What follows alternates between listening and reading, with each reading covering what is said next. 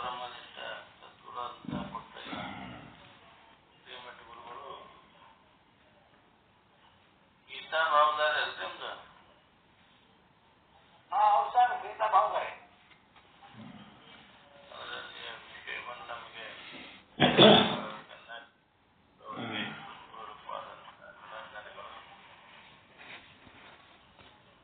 ಈಗ ಟೈಮ್ ಆಯ್ತು, ಗುರುಗಳೇ ಹೇಳಿ.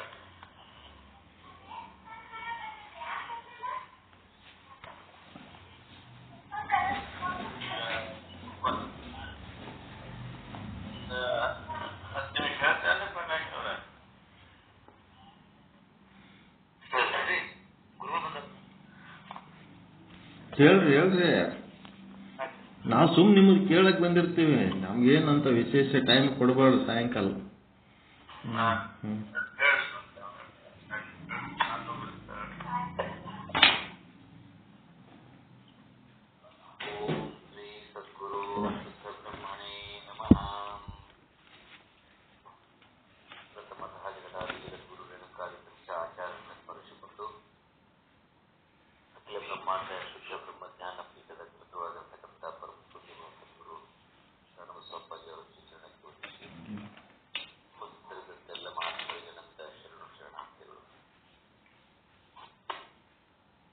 ಪರಿಪೂರ್ಣವೂ ಅಖಂಡವಾದಂಥ ಅಂತಿಮ ಸತ್ಯವೇ ನಾನು ಅಂತಕ್ಕಂಥ ಗ್ರಂಥ. ಗ್ರಂಥವನ್ನ ಗ್ರಂಥ ಲೇಖಕರಾಗಿರ್ತಕ್ಕಂಥ ಭೀಮನಕಟ್ಟೆ ಶ್ರೀಧರ ಗುರುಗಳಿಗೊಂಡಂಥ ಶರಣಾರ್ಥಿಗಳನ್ನು ಸಲ್ಲಿಸ್ತಾ ಈಗ ನಾವು ಅಧ್ಯಾಯ 28ರಲ್ಲಿ ಪ್ರವೇಶ ಮಾಡ್ತಾ ಇದ್ದೀವಿ, ನೋಡ್ತಾ ಇದ್ದೀವಿ. ಪ್ರಶ್ನೋತ್ತರ ಮಾಲಿಕೆ.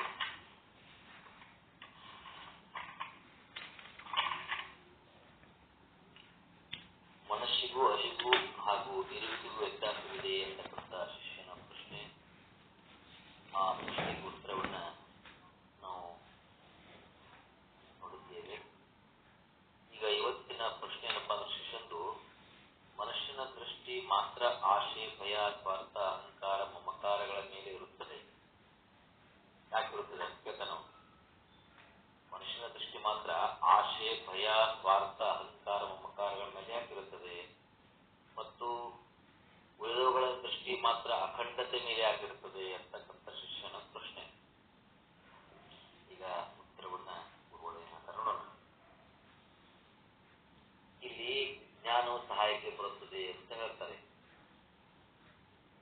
ಈಗ ಭೂಮಿಗೆ ಗುರುತ್ವಾಕರ್ಷಣೆ ಇದೆ, ಅದರಿಂದ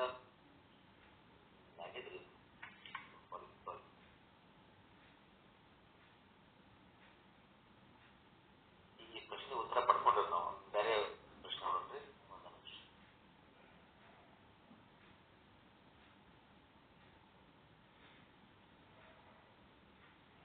ಸಾಕ್ಷಿ ಸ್ವರೂಪದ ನಾನುವನ್ನು ಮನಸ್ಸು ಬಂಧಿಸುತ್ತದೆ ಅಂತಕ್ಕಂಥ ಪ್ರಶ್ನೆ. ಅದಕ್ಕಿಂತ ಪೂರ್ವದಲ್ಲಿ ಈಗ ನಾನೇ ನಾನಾದನೆಂದು ತಿಳಿಯುವುದು ಹೇಗೆ ಅಂತಕ್ಕಂಥದ್ದು ಒಂದು ಪ್ರಶ್ನೆ ಇಲ್ಲಿ ಬರುತ್ತದೆ. ನಾನೇ ನಾನಾದನೆಂದು ತಿಳಿಯುವುದು ಹೇಗೆ ಅಂತ ಶಿಷ್ಯನ ಪ್ರಶ್ನೆ. ನಾನೇ ನಾನಾದನೆಂಬುದು ತಿಳಿಯಲು ಪ್ರಯತ್ನಿಸಿದೊಡನೆ ನೀನಾಗದೆ ಏನಾಗ್ತಾ ಇದೆ ಅಂತಂದ್ರೆ ಏನೋ ಆಗ್ಬಿಡ್ತಾ ಇದೆಯಾ ಅಂತ ಗುರುಗಳು ಹೇಳ್ತಾ ಬಂದ್ರು. ಅಂದ್ರೆ ಅದರಿಂದ ಅದಕ್ಕೇನು ಪ್ರಯತ್ನ ಪಡಕ್ ಹೋಗ್ಬೇಡ. ಎಲ್ಲಾ ಪ್ರಯತ್ನಗಳು ತಟಸ್ಥವಾದಾಗ ಮಾತ್ರ ನೀನೇನಾಗಿರುವ ಅದೇ ಆಗುವೆ. ಅದರಿಂದ ಮತ್ತೆ ತಿಳಿಯುವಂತ ಪ್ರಯತ್ನಕ್ಕೆ ಮೊರೆ ಹೋದಪ್ಪ ಅಂದ್ರೆ ನೀನೇನಾಗಿಯೋ ಅದೇ ಆಗದೆ ಮತ್ತೇನಾಗ್ತೀನಿ ನೀನೇನು ಆಗಿಲ್ಲವೋ ಅದೇ ಆಗಿಬಿಡುವೆ. ಅದಕ್ಕೆ ಎಚ್ಚರ ಅಂತ ಹೇಳ್ತಾ ಈಗ ಮುಂದಿನ ಪ್ರಶ್ನೆ ಶಿಷ್ಯಂದು, ಯಾಕೆ ಗುರುಗಳೇ ಅಂತ ಕೇಳ್ತಾನೆ ಅವನು. ಯಾಕಂದ್ರೆ ನಾನೇ ನಾನಾಗಿರುವುದನ್ನು ಅನಾದಿ, ಅನಂತ, ನಿರ್ಗುಣ, ನಿರಾಕಾರ, ಪರಬ್ರಹ್ಮ ಸ್ವರೂಪ, ಸ್ವಸ್ವರೂಪ ಎಂದೆಲ್ಲ ವಿವರಿಸುವುದಿಲ್ಲವೇ? ನೀವೆಲ್ಲ ಹೇಳಿದ್ರಲ್ಲ ನೀವು ಗುರುಗಳೇ. ಅಂದ್ರೆ ನಾನು ಎಲ್ಲಾ ವಿವರಣೆಗೆ ಸಿಲುಕಿದಂತಾಯ್ತಲ್ವೇ ಅಂತ ಶಿಷ್ಯನ ಪ್ರಶ್ನೆ. ಆಗ ಗುರುಗಳು ಹೇಳ್ತಾರೆ, ಅಯ್ಯೋ ಮೂರ್ಖ, ಹಾಗಲ್ಲದು. ಏನಂತಂದ್ರೆ ಈ ಅಖಂಡ ನಾನು ಅಂತ ಏನದಲ್ಲ, ಆ ನಾನು ಎಂದಿಗೂ ಯಾರಿಗೂ ವಿವರಣೆಗೆ ಸಿಕ್ಕಿಲ್ಲ, ಅದು ಮತ್ತು ಸಿಗುತ್ತಿಲ್ಲ ಮತ್ತು ಸಿಗುವುದು ಇಲ್ಲ. ಅದು ಅಂದ್ರೆ ಅಖಂಡ ನಾನು. ಅದು ಮೊದಲು ವಿವರಣೆಗೆ ಸಿಕ್ಕಂತೆ ತೋರ್ತದೆ.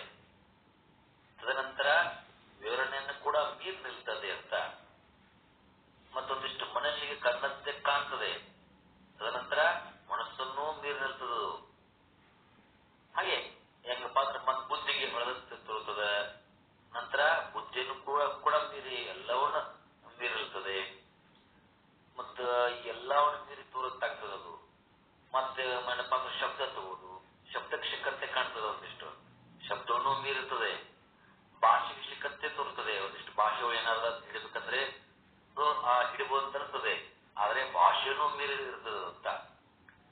ಪದದೊಳಗೆ ಅವಿತು ಪದಗಳನ್ನೆಲ್ಲ ಮೀರುತ್ತದೆ ಅಂತ ಅಂದ್ರೆ ಹೆಂಗಪ್ಪ ಅಂದ್ರೆ ಇದು ಇಲ್ಲೇ ಇದೆ ಅನಿಸಿ ಅಲ್ಲೇ ಇದೆ ಅನಿಸಿ ಇದೇ ಇಲ್ಲ ಇವೆಲ್ಲನ್ನೂ ಮೀರುತ್ತಂತ.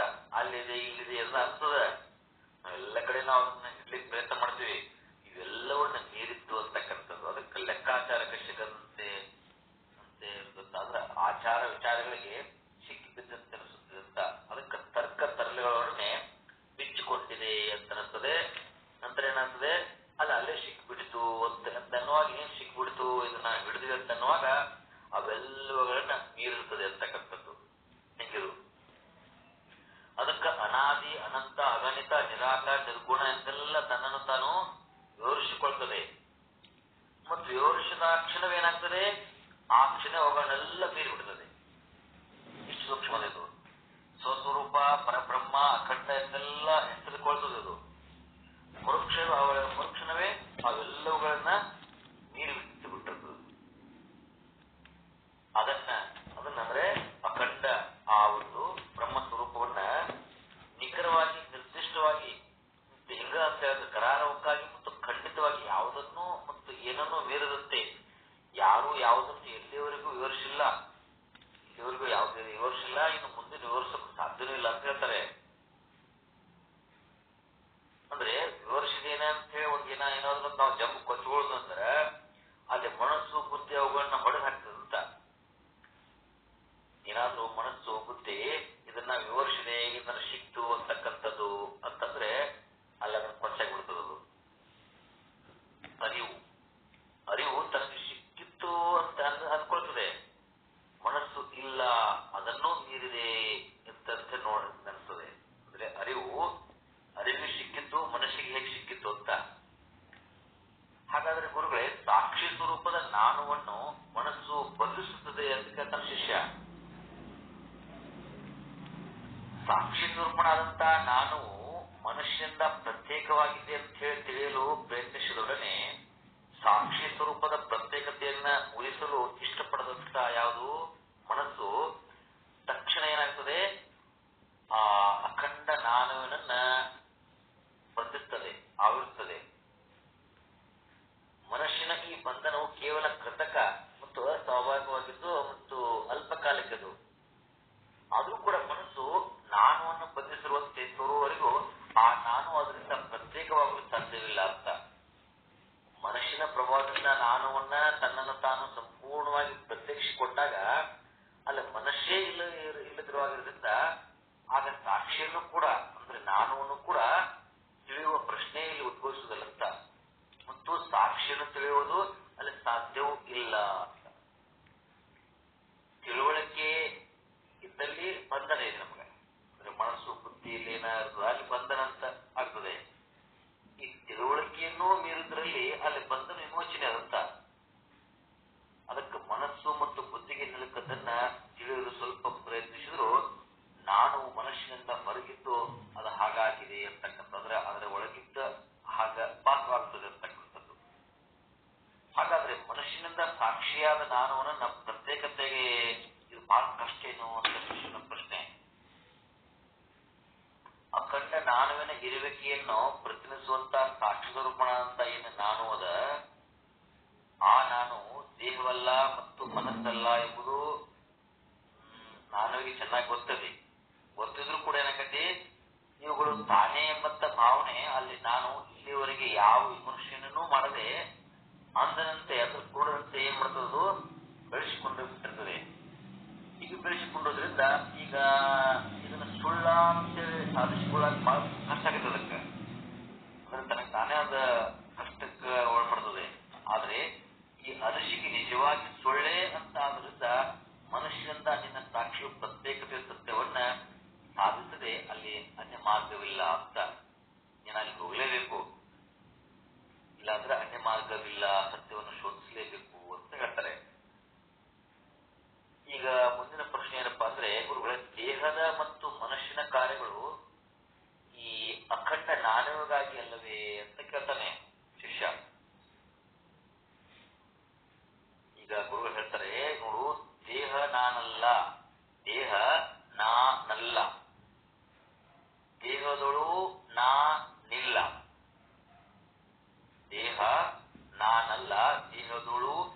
ನಾನಿಲ್ಲ, ದೇಹ ನನಗಾಗಿ ಅಲ್ಲ, ದೇಹ ನನ್ನ ದಶೆಯಿಂದ ಅಲ್ಲ ಅಂತಂದಾಗ ದೇಹ ಮಾಡುವಂತ ಕಾರ್ಯಗಳು ಮತ್ತು ನಾನಿಗಾಗಿ ಹಾಕಂತ ಇದೆಲ್ಲ ಕೈರಾಕ್ ಸಾಧ್ಯವು ಅಂತ. ಈಗ ಮನ ನಾನಲ್ಲ, ಮನದೊಳಗೆ ನಾ ಇಲ್ಲ, ಮನದೊಳಗೆ ನಾನಿಲ್ಲ, ಮನ ನಾನಲ್ಲ, ಮನ ನನಗಾಗಿ ಅಲ್ಲ, ಮನ ನನ್ನ ದಶೆಯಿಂದ ಅಲ್ಲಂತಂದಾಗ ಮತ್ತು ಮನುಷ್ಯನ ಯೋಚನೆ, ಕಲ್ಪನೆ ಮತ್ತು ಭಾವನೆಗಳು ಈ ಮತ್ತು ಅಖಂಡ ನಾನುವಿಗಾಗಿರುವುದು ಹೇಗೆ ಸಾಧ್ಯ ಅಂತ. ಅಂದ್ರೆ ದೇಹ ಮತ್ತು ಮನಸ್ಸುಗಳನ್ನ ಮೀರಿದಂತ ಈ ಅಖಂಡ ಲಕ್ಷಾರ್ಥದ ನಾನು ಏನದ, ಈ ನಾನು ಅವುಗಳ ಕಾರ್ಯಗಳಿಂದ ಸದಾ ಹೊರತಾಗಿದ್ರು ಅವು ಏನಪ್ಪಾ ಅಂದ್ರೆ ತಮ್ಮ ಪ್ರತಿಯೊಂದು ಕಾರ್ಯಗಳನ್ನ ನನ್ನನ್ನೇ ಉಲ್ಲೇಖಿಸಿದ್ರೆ ನನಗೆ ಮೋಸ ಮಾಡುತ್ತಿರುವುದು ಯಾರೆಂಬುದನ್ನ ಯೋಚಿಸಿ ನೋಡು ಅಂತಕ್ಕಂಥದ್ದು. ಆದ್ರಿಂದ ಅವರ ಮೋಸಕ್ಕೆ ಸಿಗಬೇಡ ಅಂತಕ್ಕಂಥದ್ದು. ಅದಕ್ಕೆ ಮನಸ್ಸಿಗೆ ಮತ್ತು ಬುದ್ಧಿಗೆ ಅಂತಕ್ಕಂಥದ್ದು. ಅಂದ್ರೆ ಅವರ ಮೋಸದೊಳಗೆ ಒಂದಾಗಬೇಡ, ಸದಾ ಎಚ್ಚರದಿರು, ಅವಧಾನದಲ್ಲಿರುವಂತ. ಮತ್ತು ಅವಧಾನದಲ್ಲಿ ಶ್ರದ್ಧೆ ಏನ ಉದಾಹರಿಸಲ್ಲ, ಅಲ್ಲಿ ಬಂಧನವಿದೆ. ಅಲ್ಲಿ ಏನಾದ್ರು ಶ್ರದ್ಧೆ ಅಲ್ಲಿ ತೋರಿಸಿದಪ್ಪ ಅಂತಂದ್ರೆ, ಅಲ್ಲಿ ಶ್ರದ್ಧೆ ತೋರಿಸಿದ್ರೆ ಅಲ್ಲಿ ಬಂಧನ ಆಗಿಬಿಡುತ್ತೆ ನನಗೆ. ಅಲ್ಲೇನ್ ಬೇಕು, ಆ ಟೈಮ್ದಲ್ಲಿ ಅಶ್ರದ್ಧೆ ಅಂದ್ರೆ ಉದಾಸೀನತೆ ಆಗ್ಬೇಕಲ್ಲಿ, ಅವಾಗ ನೀವು ಬಿಡುಗಡೆ ಇದೆ ಅಂತಕ್ಕಂಥದ್ದನ್ನ ಹೇಳ್ತಾರೆ ಗುರುಗಳು. ಹಾಗಾದ್ರೆ ಶಿಷ್ಯನ ಪ್ರಶ್ನೆ ಮುಂದೆಂದು, ಗುರುಗಳೇ ಸಾಕ್ಷಿ ಯಾರ ಸಹವಾಸ ಮಾಡಬೇಕು ಅಂತ ಕೇಳ್ತಾನ ಅವನು. ಹಿಂಗೆಲ್ಲ ಹೇಳಿದ್ರಿ ನೀವು, ಮತ್ತು ಸಾಕ್ಷಿ ಯಾರ ಸಹವಾಸ ಮಾಡಬೇಕು? ಮನಸ್ಸು ತನ್ನನ್ನ ಸಾಕ್ಷಿಯಾದ ನಿನ್ನಲ್ಲಿ ಗುರುತಿಸಿಕೊಂಡಾಗ ಸಾಕ್ಷಿಯ ಮೂಲಕ ಪೂರ್ಣನಾದಂತ ನಿನ್ನನ್ನ, ಅಂದ್ರೆ ಮೂಲವನ್ನ ಸೇರುತ್ತಿದ್ದಂತೆ ಏನಾಗ್ತದೆ, ಕಡೆಗೆ ಅದು ಇಲ್ಲವಾಗ್ತದೆ. ಆದ್ರೆ ಸಾಕ್ಷಿಯಾದ ನೀನು ನಿನ್ನನ್ನ ಮನುಷ್ಯನೊಡನೆ ಗುರುತಿಸಿಕೊಂಡಾಗ ಆ ಬಲಸಾದ ಮನವನ್ನು ಸೇರಿ ಆ ಕದರದ ನೀರಲ್ಲಿ ಕಾಣುವಂತ ಚಂದ್ರನ ಒಂದು ಕದರದ ಹ್ಯಾಂಗ್ ಕಾಣಲ್ಲ, ಆಗ ನೀನು ಕೂಡ ಏನಾಗುತ್ತೆ, ಬಲಸಾದಂತೆ ಕಾಣ್ತಾ ಇದೆಯಾ ಅಷ್ಟೇ. ಹೌದು ಗುರುಗಳೇ. ಹಾಗಾದ್ರೆ ಈಗ ಮತ್ತು ಪ್ರಾಣ ಅಂತ ಹೇಳಿದ್ರಿ ನೀವು, ಪ್ರಾಣ ಮತ್ತು ಜೀವಕ್ಕೆ ಇದಕ್ಕೇನಾದ್ರೂ ವ್ಯತ್ಯಾಸವಿದೆ ಅಂತ ಶಿಷ್ಯನ ಪ್ರಶ್ನೆ. ಪ್ರಾಣ ಮತ್ತು ಜೀವಕ್ಕೆ ಏನು ವ್ಯತ್ಯಾಸವಿದೆ ನೋಡ್ಲಿ. ಜನಸಾಮಾನ್ಯರ ಭಾಷೆಯಲ್ಲಿ ಪ್ರಾಣನಿಗೂ ಮತ್ತು ಜೀವನಿಗೂ ಯಾವುದೇ ವ್ಯತ್ಯಾಸ ಇಲ್ಲ. ವ್ಯತ್ಯಾಸ ಇದ್ದಿದ್ರು ಅಧ್ಯಾತ್ಮದಲ್ಲಿ ಇವೆರಡರ ಮಧ್ಯೆ ಒಂದಿಷ್ಟು ವ್ಯತ್ಯಾಸವೇ. ಹೆಂಗಂತಂದ್ರ ಈಗ ಚೈತನ್ಯವೇ ಯಾವುದು, ಪ್ರಾಣ. ಸಕಲ ಜೀವರಾಶಿಗಳ ಸೃಷ್ಟಿಗೆ ಪ್ರಾಣವೇ ಕಾರಣವಾದ್ರೆ ಅವುಗಳ ಬದುಕಿಗೆ, ಅವುಗಳ ಒಂದು ಬದುಕಿನ ಇರುವಿಕೆಗೆ ಪ್ರಾಣ ಮತ್ತು ಜೀವಗಳೇ ಕಾರಣ. ಪ್ರತಿ ಜೀವಿಗಳ ಮೆದುಳು ಮತ್ತು ಹೃದಯದಲ್ಲಿರುವುದು ಪ್ರಾಣ. ಅಂದ್ರೆ ಮನಸ್ಸು, ಬುದ್ಧಿ, ಭಾವನೆ ಇವೆಲ್ಲ ಪ್ರಾಣವಾದ್ರೆ ದೇಹದ ಉಳಿದ ಕಡೆ ಎಲ್ಲ ಸಂಚರಿಸೋದು ಯಾವ್ದಪ್ಪ ಅಂದ್ರೆ ಪ್ರಾಣದ ಪ್ರತಿನಿಧಿಯಾಗಿರ್ತಕ್ಕಂಥ ಜೀವ. ಅಂದ್ರೆ ಪ್ರಾಣನ ಓದಿಯಲ್ಲಿ ಪ್ರಾಣದ ಒಂದು ಪ್ರತಿನಿಧಿ ಜೀವ ಅಂದ್ರೆ ತಂದೆ ಮಗ ಇದ್ದಂತ ನಂಗೆ ಇದ್ದಾಗಿವು. ಅಂದ್ರೆ ಪ್ರಾಣವನ್ನ ಅಂದ್ರೆ ಜೀವವನ್ನ ಹೊಂದಿದಗಳೇ ಈ ಪ್ರಾಣಿಗಳು ಅಂತಕ್ಕಂಥದ್ದಿಲ್ಲಿ. ಏನು ಈ ಪ್ರಾಣವನ್ನ ಹೊಂದಿರುವುದೇನು ಹೊಂದಿರ್ತಾವ ಅವೇ ಪ್ರಾಣಿಗಳು ಅಂದ್ರೆ ಜೀವಿಗಳು ಅಂತ. ಅಂದ್ರೆ ಜೀವಿಗಳ ಮೂಲಕ ಆ ಮನುಷ್ಯನ ಆಶೆಗೆ ತಕ್ಕಂತೆ ದೇಹವನ್ನ ಆ ಸೃಷ್ಟಿಸುವಂತ ಮಹಾಪ್ರಾಣನು ದೇಹದ ಇರುವಿಕೆಯಲ್ಲಿ ಪ್ರಮುಖ ಪಾತ್ರವನ್ನು ಅಲ್ಲಿ ವಹಿಸ್ತದೆ ಅಂತಕ್ಕಂಥದ್ದು. ಈಗ ದೇಹ ಸತ್ತೊಡನೆ ಅಲ್ಲಿ ಪ್ರಾಣವು ಮಹಾಪ್ರಾಣದಲ್ಲಿ ಸೇರಿಬಿಡ್ತದೆ. ಈಶ್ವರನ ಅನಂತ್ಯತೆ ಜೀವಾಂಶ ಮಾತ್ರ ಮುಂದುವರಿಯುವ ಒಂದು ಮನದಲ್ಲಿ ಅಲ್ಲಿ ಸೇರಿ ಅದೇನಾಗ್ತದೆ, ಮನುಷ್ಯನ ಗುಣಕ್ಕೆ ತಕ್ಕಂತೆ ಮತ್ತೊಂದು ದೇಹವನ್ನ ಅಲ್ಲಿ ಮಹಾಪ್ರಾಣವನ್ನ ಆ ಮಹಾಪ್ರಾಣನಲ್ಲಿ ಸೃಷ್ಟಿಸಿ ಆ ಕೊಡುವವರೆಗೆ ಏನಾಗ್ತದೆ, ಆ ದೇಹ ರಹಿತವಾಗಿ ಅದು ಇದ್ದು ಮತ್ತು ತದನಂತರ ಏನಾಗ್ತದೆ, ಆ ದೇಹದಲ್ಲೇ ಸೇರಿ ತನ್ನ ಒಂದು ಪಯಣವನ್ನು ಮುಂದುವರಿಸುತ್ತದೆ, ನಡೆಸ್ತದೆ ಅಂತ. ಹೀಗೆ ನಡೆಸಲು ತಯಾರಿಸುವಂತ ಮನುಷ್ಯಗೆ ಜೀವವು ಸಹಾಯ ಮಾಡ್ತದೆ. ಇಷ್ಟು ನೋಡಪ್ಪ ಈ ಪ್ರಾಣ ಮತ್ತು ಜೀವಕ್ಕೆ ವ್ಯತ್ಯಾಸ ಅಂತಕ್ಕಂಥದ್ದು. ಇನ್ನ ಮುಂದಿನ ಶಿಷ್ಯನ ಪ್ರಶ್ನೆ, ಗುರುಗಳೇ ಪಾಪ ಮತ್ತು ಪುಣ್ಯ ಯಾರಿಗೆ ಅಂತ ಕೇಳ್ತಾನೆ. ಪಾಪ ಮತ್ತು ಪುಣ್ಯ ಯಾರಿಗೆ ಅಂತ ಈ ಒಂದು ಪ್ರಶ್ನೆಗೆ ಉತ್ತರವನ್ನ ನಾಳೆ ನೋಡೋಣ. ಈ ಒಂದು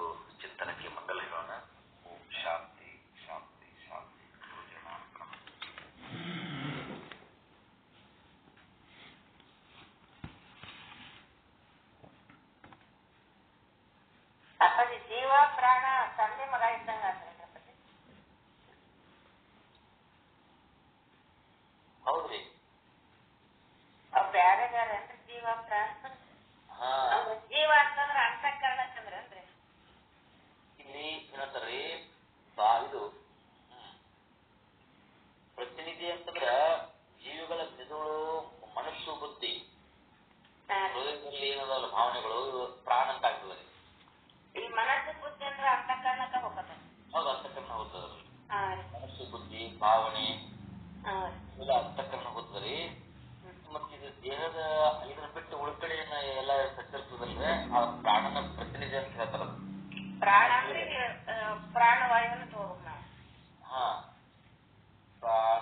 ಪ್ರಾಣವಾಯು ಪ್ರಾಣನ ಪ್ರತಿನಿಧಿ ಅಂತ ಹೇಳ್ತಾರೆ.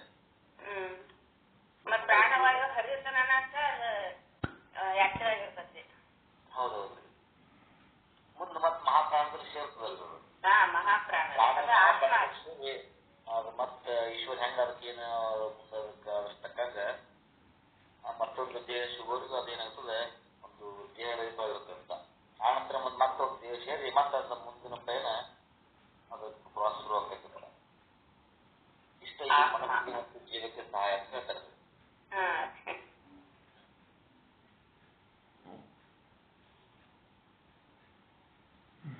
ನಿಮಗೇನಿದ್ರಾಗ ಇದೈತಲ್ರಿ? ಜೀವ ಪ್ರಾಣ ಆತ್ಮ ಇವು ಒಳಗೆ ಹಿಂಗಡ್ತಾರಲ್ರಿ. ಹೌದೌದು. ಅಂದ್ರೆ ಅದ್ರ ಪ್ರತಿನಿಧಿ ಅಂತ ಹೇಳ್ತಾರ, ಪ್ರತಿಯೊಂದು ಬಿಡಿಸಿ ಹೇಳ್ತಾರ ಅವರು. ಅದೇ ನಾವು ಪ್ರಾಣ ಆತ್ಮ ಎಲ್ಲ ಒಂದ ಅಂತಂತೀವ್ರೆ. ಇದ್ರ ಮತ್ತೆ ವಿಂಗಡಣೆ ಮಾಡ್ಯಾರ. ಹೌದು, ಪ್ರಾಣ ಮಹಾಪ್ರಾಣ. ನಾವು ಕೊನೆಗೆ ಉಳಿದ ಮಹಾಪ್ರಾಣನ ಆತ್ಮ ಅಂತ ಹೇಳ್ಕೊಂಡು ಅದು 1 ಲಕ್ಷದೊಳಗೆ ಇಟ್ಕೋತೇವ್ರಿ. ಹೌದೌದು. ಇಲ್ಲಿ ಏನ್ ಮಾಡ್ತಾರೆ, ಪ್ರಾಣ ಹೋಗಿ ಮತ್ತೆ ಮಹಾಪ್ರಾಣವನ್ನ ಪ್ರಾಣ ಜೀವ ಒಂದ್ ಮಾಡ್ಯಾರ ಮತ್ತೆ. ಹೌದೌದು. ಜೀವ ಅಂದ್ರೆ ನಾವೆಲ್ಲ ಏನೀಗ ಪ್ರಾಣವನ್ನೇನು ಹೊಂದಿದಲ್ರಿ, ನಮ್ಮಲ್ಲಿ ಏನು ಪ್ರಾಣ ಅದಲ್ಲ, ಈ ಪ್ರಾಣಿಗಳೆಲ್ಲ ಜೀವಿಗಳಂತ ಹೇಳ್ತಾರೆ. ಹೌದ್ರಿ. 84 ಲಕ್ಷ ಎಲ್ಲಾ ಜೀವಿಗಳನ್ನ ಎಲ್ಲ ಪ್ರಾಣಿಗಳೆಲ್ಲ ಎಲ್ಲ ಜೀವಿಗಳೇ, ಚರಾಚರಗಳೆಲ್ಲ.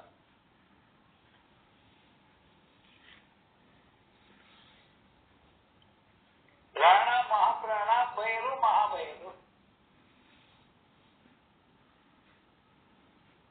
ಮತ್ತ ಅದ್ರೊಳಗೆ ಗಿಳ್ಯಾಡ್ರಿ ಅವರು. ಜೀವ ಪ್ರಾಣ ಮಹಾಪ್ರಾಣ 3 ಮಾಡ್ಯಾರ. ನಮ್ಮ ಲಿಂಗ ಮಹಾಲಿಂಗ ಅನ್ನೋದಿಲ್ರಿ. ಲಿಂಗ ಮಹಾಲಿಂಗ ಐಕ್ಯ ಸ್ಥಳ ಹೋದ ಮಹಾಲಿಂಗ ಆಗುತ್ತದಲ್ಲ.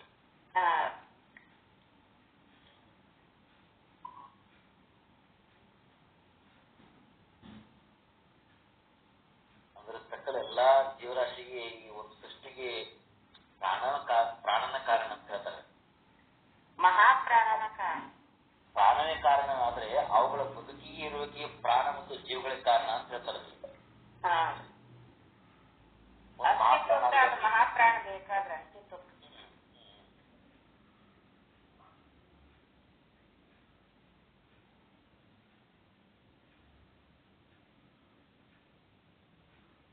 ಕಲ್ಯಾಣಕರ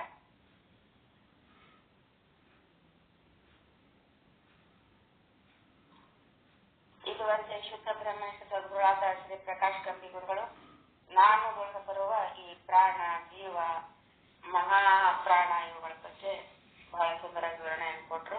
ಅವರಿಗೆ ಅನಂತ ಧನ್ಯವಾದಗಳು. ಇನ್ನು ಮುಂದೆ ಶುದ್ಧ ಬ್ರಹ್ಮೇಶ ಸದ್ಗುರು ಶ್ರೀ ಶರಣಬಸವ ಮಹಾಸ್ವಾಮಿಗಳಿಂದ ಪೂರ್ವಾಚಾರ್ಯ ಧರ್ಮದರ್ಶನ ಭಾಗ 2ರ ವಿಷಯವನ್ನ ನಮಗೆಲ್ಲ ತಿಳಿಸಿಕೊಡ್ಬೇಕಂತ ಹೇಳಿ ಅವರಲ್ಲಿ ಕೇಳ್ಬೋದು.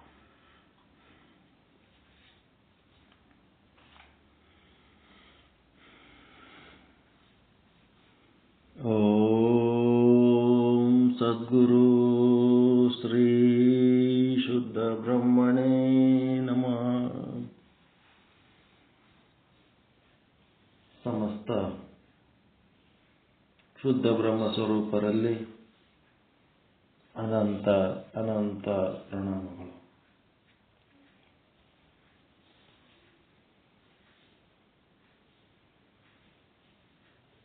ಕೂಟಸ್ಥ ಚೇತನ ಏನದಲ್ಲ ಅದೇ ಆತ್ಮ.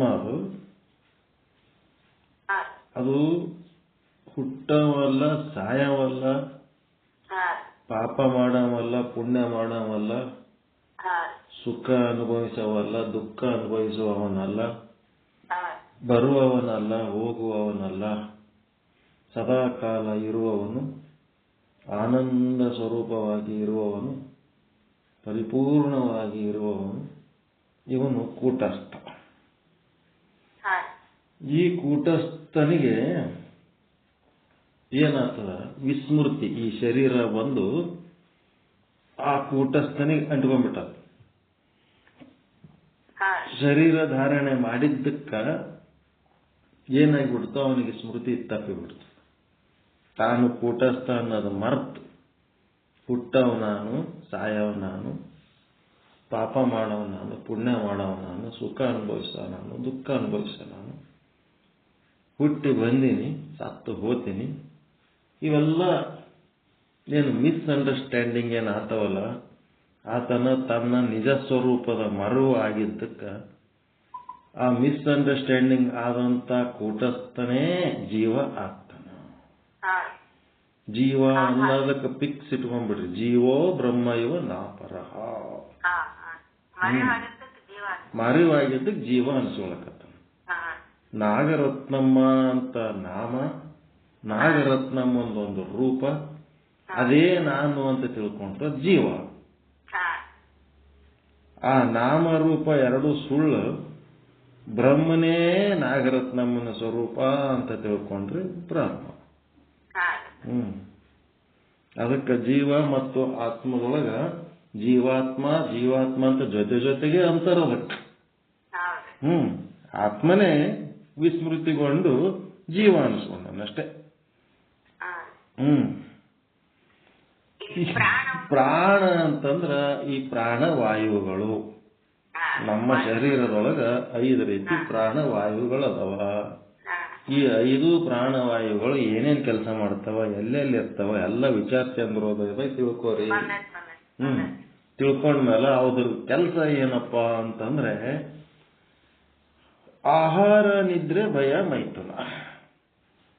ಪ್ರಾಣದ ಕೆಲಸ ಊಟ ಮಾಡ್ತದ, ಬೆಳೀತದ, ಮಲ್ಕೋತದ, ದುಡಿತದ, ಕೆಲಸ ಮಾಡ್ತದ. ಎಲ್ಲ ಪ್ರಾಣವಾಯುವಿನಿಂದ ಇದೆಲ್ಲ ಕೆಲಸ. ಅಂದುತ್ತದ, ಸಾಯ್ತದ, ಸಾಯ್ ಪ್ರಾಣವಾಯು ಶರೀರಕ್ಕೆ ಉಂಡ ಅನ್ನದ ರಸದವನ್ನ ಸಪ್ಲೈ ಮಾಡ್ತದಷ್ಟೇ, ಎಲ್ಲ ಜೀವಕೋಶಗಳಿಗೆ ಮಾಡೋದ್ರ ಜೊತೆಗೆ ಈ ಒಂದು ಭಾವನೆ ಆಹಾರ, ನಿದ್ರೆ, ಭಯ, ಮೈಥುನ, ಭಯ, ಶೋಕ ಇವನ್ನೆಲ್ಲ ಪ್ರಾಣವಾಯುವಿಂದ ಆಗತ್ರಿ. ಹೌದು. ಇದು ಪ್ರಾಣದ ಕೆಲಸನೇ. ಇದು ತಿನ್ನೋದು, ಬೆಳೆಯೋದು, ಎಲ್ಲ ಪ್ರಾಣವಾಯುವುದೇ ಬೆಳವಣಿಗೆ. ಸೆಲ್ ಡೆವಲಪ್ ಆಗೋದೆಲ್ಲ ಅದರಾಗೆ. ಮತ್ತೇನಪ್ಪ ಅಂದ್ರೆ ಅಟ್ಯಾಚ್ಮೆಂಟ್ಸ್ ಯಾವುದಾರ ಒಂದಕ್ಕೆ ಅಂಟುಕೊಳ್ಳೋದು, ಆ ಗುಣ ಪ್ರಾಣಕ್ಕದ. ಭಾವನಾತ್ಮಕವಾಗಿ ಒಂದು ಪ್ರಾಣ ಅಂತ ಆದ, ಮತ್ತು ಭೌತಿಕವಾಗಿನೂ ಪ್ರಾಣ ಅಂತ. ನೀವು ಉಂಡದ್ದು ರಸ ಸಪ್ತಧಾತು ಆಗ್ತದ, ಮತ್ತೆ ಆ ಸಪ್ತಧಾತುನೊಳಗಿರೋ ಚೈತನ್ಯ ಏನ್ ತಯಾರಾಗ್ತದ ಅದೆಲ್ಲ ಪ್ರಾಣಶಕ್ತಿನೇ. ಪ್ರಾಣಶಕ್ತಿ. ಆ ಪ್ರಾಣಶಕ್ತಿನೇ ಇಂಥ ಒಂದು 80 kg ಶರೀರವನ್ನು ಹೊತ್ಕೊಂಡು ಅಡ್ಡಾಡ್ತದೆ. ಇದಕ್ಕೇನಾರೆ ಆಯ್ತು, ಇದರ ಪ್ರಾಣ ಹೋಯ್ತಂದ್ರ ಇದಕ್ಕೆ ಹೊರಲಕ್ಕೆ 4 ಮಂದಿ ಬೇಕಾಗ್ತದೆ. ಇಡೀ ಬ್ರಹ್ಮಾಂಡದೊಳಗ ಆ ಪ್ರಾಣಶಕ್ತಿನೇ ಎಲ್ಲವನ್ನು ಹೊತ್ಕೊಂಡು ಅಡ್ಡಾಡ್ಲಕ್ಕತ್ತದ. ಲಾರಿ, ಬಸ್, ಯಾವ್ದಾರ ಒಂದು ಟೈರ್ ಪಂಚರ್ ಆಯ್ತು, ಆ ಪ್ರಾಣ ಹೋಗೇ ಬಿಡ್ತದೆ. ಹೋಯ್ತಂತಂದ್ರ ಬಸ್ ಅಲ್ಲೇ ನಿಂದಿರ್ತಾವ, ಲಾರಿ ಅಲ್ಲೇ ನಿಂದಿರ್ತಾವ, ಎಲ್ಲ ಅಲ್ಲೇ ನಿಂದಿರ್ತಾವ. ಪ್ರಾಣವಾಯುವನೇ ಭಾರ ಹೊರೋ ಕೆಲಸನೇ ಅದಕ್ಕೆ. ಅದಕ್ಕೆ ಇವ್ರೇನಂತಾರ ಬ್ರಾಹ್ಮಣರು ಎಲ್ಲ ವಾಯು, ಜೀವೋತ್ತಮ, ವಾಯುದೇವರು, ಪ್ರಾಣದೇವರು ಹಿಂಗೆಲ್ಲ ಮಾತಾಡ್ತಾರೆ. ಅದನ್ನು ದಾಟಿ ಮುಂದೆ ಆತ್ಮದ ಕಡೆ ಹೋಗಂಗೇ ಇಲ್ಲ ಅವ್ರು, ಅಲ್ಲೇ ಪ್ರಾಣದ ಮಟ್ಟಿಗೆ ಅವ್ರ ಸಾಧನೆ. ಆಮೇಲೆ ಕೊನೆಯ ಮಾತು ಅಂದ್ರೆ ಏನ್ ಹೇಳ್ಬೇಕಂದ್ರ, ಜೀವಕ್ಕ ಆತ್ಮಕ್ಕ ಏನು ಸ್ಪಷ್ಟವಾದ ವ್ಯಾಖ್ಯಾನ ಆಗೋ ಅಂಥದ್ದು ಸ್ಪಷ್ಟವಾದ ವ್ಯಾಖ್ಯಾನ ಪ್ರಾಣದ ಬಗ್ಗೆ ಇಲ್ಲಿ ತನಕ ಯಾರಿಗೆ ಸಿಕ್ಕಿಲ್ಲ, ಯಾರಿಗೆ ಹೇಳಲಿಕ್ಕಾಗಿಲ್ಲ. ನಾವು ಏನು ಹೇಳ್ತೀವಿ ಅಲ್ಲಿದಿಲ್ಲಿ ತಿಳ್ಕೊಂಡು ಹೇಳ್ತೀವಿ, ಎಲ್ಲರೂ ಅಷ್ಟೇ. ಜೀವ ಅಂದ್ರೆ ಗೊತ್ತದ, ಪ್ರಾಣ ಅಂದ್ರೆ ಗೊತ್ತಿಲ್ಲ. ಅದು ಪ್ರಾಣ ಅನ್ನೋದು ಏನಾರ ಗೊತ್ತಾಗಿತ್ತಂದ್ರೆ ಡಾಕ್ಟರ್ಗಳು ಹಿಡಿದು ಕುಂದಿರ್ಸ್ತಿದ್ರು ಅದಕ್ಕೆ. ಇವತ್ತಿಗೆ ಯಾರ ಕೈಗೆ ಸಿಕ್ಕಿಲ್ಲ ಅದರ ಅರ್ಥ, ಯಾರ್ಯಾರಿಗೆ ಅರ್ಥ ಆಗಿಲ್ಲ. ಶರೀರಕ್ಕೆ ಟ್ರೀಟ್ಮೆಂಟ್ ಕೊಡ್ತಾರ, ಅದು ಆರಾಮ ಇತ್ತು ಶರೀರ ಅಂದ್ರೆ ಅದ್ರೊಳಗೆ ಪ್ರಾಣ ಉಳಿತು. ಮತ್ತು ನೀವು ಎಷ್ಟು ಆರಾಮ ಇಟ್ರು ಅದು ಹೋಗೋ ಟೈಮಿಗೆ ಹೋಗ್ಬಿಡ್ತು. ಅದು ಯಾರ ಕೈಗೆ ಸಿಕ್ಕಿಲ್ಲ, ಇನ್ನ ಅದು ಪ್ರಾಣದ್ದು ಸಂಪೂರ್ಣವಾದ ಅರ್ಥ ಇನ್ನ ಯಾರಿಗೆ ಕೈವಶ ಆಗಿಲ್ಲ. ಆತ್ಮದ ಬಗ್ಗೆ ಜೀವದ ಬಗ್ಗೆ ಹೇಳ್ತೀವಿ, ಪ್ರಾಣದ ಬಗ್ಗೆ ಹೇಳಕ್ಕಾಗಲ್ಲ. ಅದೇನಂತ ಇನ್ನ ಗೊತ್ತಿಲ್ಲ. ನಾನು ಬಹಳ ಒತ್ತಿ ಕೇಳಿದೆ, ನಮ್ಮ ಡಾಕ್ಟರ್ ಕೊನೆಯ ಉತ್ತರ ಅದೇ ಕೊಟ್ಟರು. ಪ್ರಾಣದ ಬಗ್ಗೆ ಸಂಪೂರ್ಣ ಇನ್ನ ಯಾರಿಗೆ ಏನು ಗೊತ್ತಿಲ್ಲ ಬಿಡ್ರಿ, ಸುಮ್ಮ ಹಂಗೆ ಮೇಲ್ಮೇಲೆ ತಿಳಿದಂಗೆ ಹೇಳ್ತಾರ ಅಂತ ಅಂದ್ರೆ. ಹಿಂಗಾಗಿ ಈ ನಿಮ್ನ ಪ್ರಾಣ ಉನ್ನತ ಪ್ರಾಣ ಅಂತ ಬರ್ತಾವ. ನಿಮ್ನ ಪ್ರಾಣ ಅಂದ್ರೆ ಇದು ಆರಾಮಿದ್ರೆ ಭಯ ಮೈಥುನ ಇಷ್ಟರ ಮಟ್ಟಿಗೆ ಜೀವನ ಮಾಡಿದ್ರೆ ಅದು ನಿಮ್ನ ಪ್ರಾಣ. ಭೌತಿಕ ಬದುಕೋದಕ್ಕ ಏನ್ ಬೇಕು ಅಷ್ಟು ಮಾಡೋದು. ಬರೀ ಬದುಕಿ ಉಪಯೋಗ ಏನದ? 84 ಲಕ್ಷ ಜೀವರಾಶಿಗಳು ಹಿಂಗೆ ಬದುಕ್ತಾವ, ಏನೋ ಒಂದು ತಿಂದು ಬದುಕ್ತಾವ, ಉಣ್ತಾವ, ಹೇಳ್ತಾವ, ಓಡಾಡ್ತಾವ, ಮತ್ತೊಂದಿಷ್ಟು ಅಮ್ಮಂತವೆ, ಒಂದಿಷ್ಟು ಮಕ್ಕಳು ಮರಿ ಮಾಡಿ ಒಂದಿನ ಸತ್ತು. ಉನ್ನತ ಪ್ರಾಣ ಅಂದ್ರೆ ಏನಂದ್ರೆ ಆ ಪ್ರಾಣದೊಳಗೆ ಒಂದು ಶಕ್ತಿ ತಯಾರಾಗ್ತದ. ಅದಕ್ಕೆ ಅಂತಃಕರಣ, ಮನಸ್ಸು, ಜ್ಞಾತೃ, ಬುದ್ಧಿ, ಚಿತ್ತ, ಅಹಂಕಾರ ಏನಂತಾರಲ್ಲ, ಅದೇ ಉನ್ನತ ಪ್ರಾಣನೇ ಏನಾಗ್ತದ, ಅಂತಃಕರಣ ಆಗ್ತದೆ. ಆ ಅಂತಃಕರಣದ ಒಳಗ ಈ ಕೂಟಸ್ಥನ ಜ್ಞಾನ ಆಗ್ತದೆ, ಕೂಟಸ್ಥ ಇದ್ದದ್ದು ಗೊತ್ತಾಗ್ತದೆ. ಅನ್ನಮಯ ಶರೀರದೊಳಗ ಪ್ರಾಣಮಯ ಶರೀರ, ಪ್ರಾಣಮಯ ಶರೀರದಿಂದ ಮನೋಮಯ ಶರೀರ, ಮನೋಮಯ ಶರೀರದಿಂದ ವಿಜ್ಞಾನಮಯ ಶರೀರ, ಹಿಂಗ ಒಂದ್ರೊಳಗೆ ಒಂದದವು.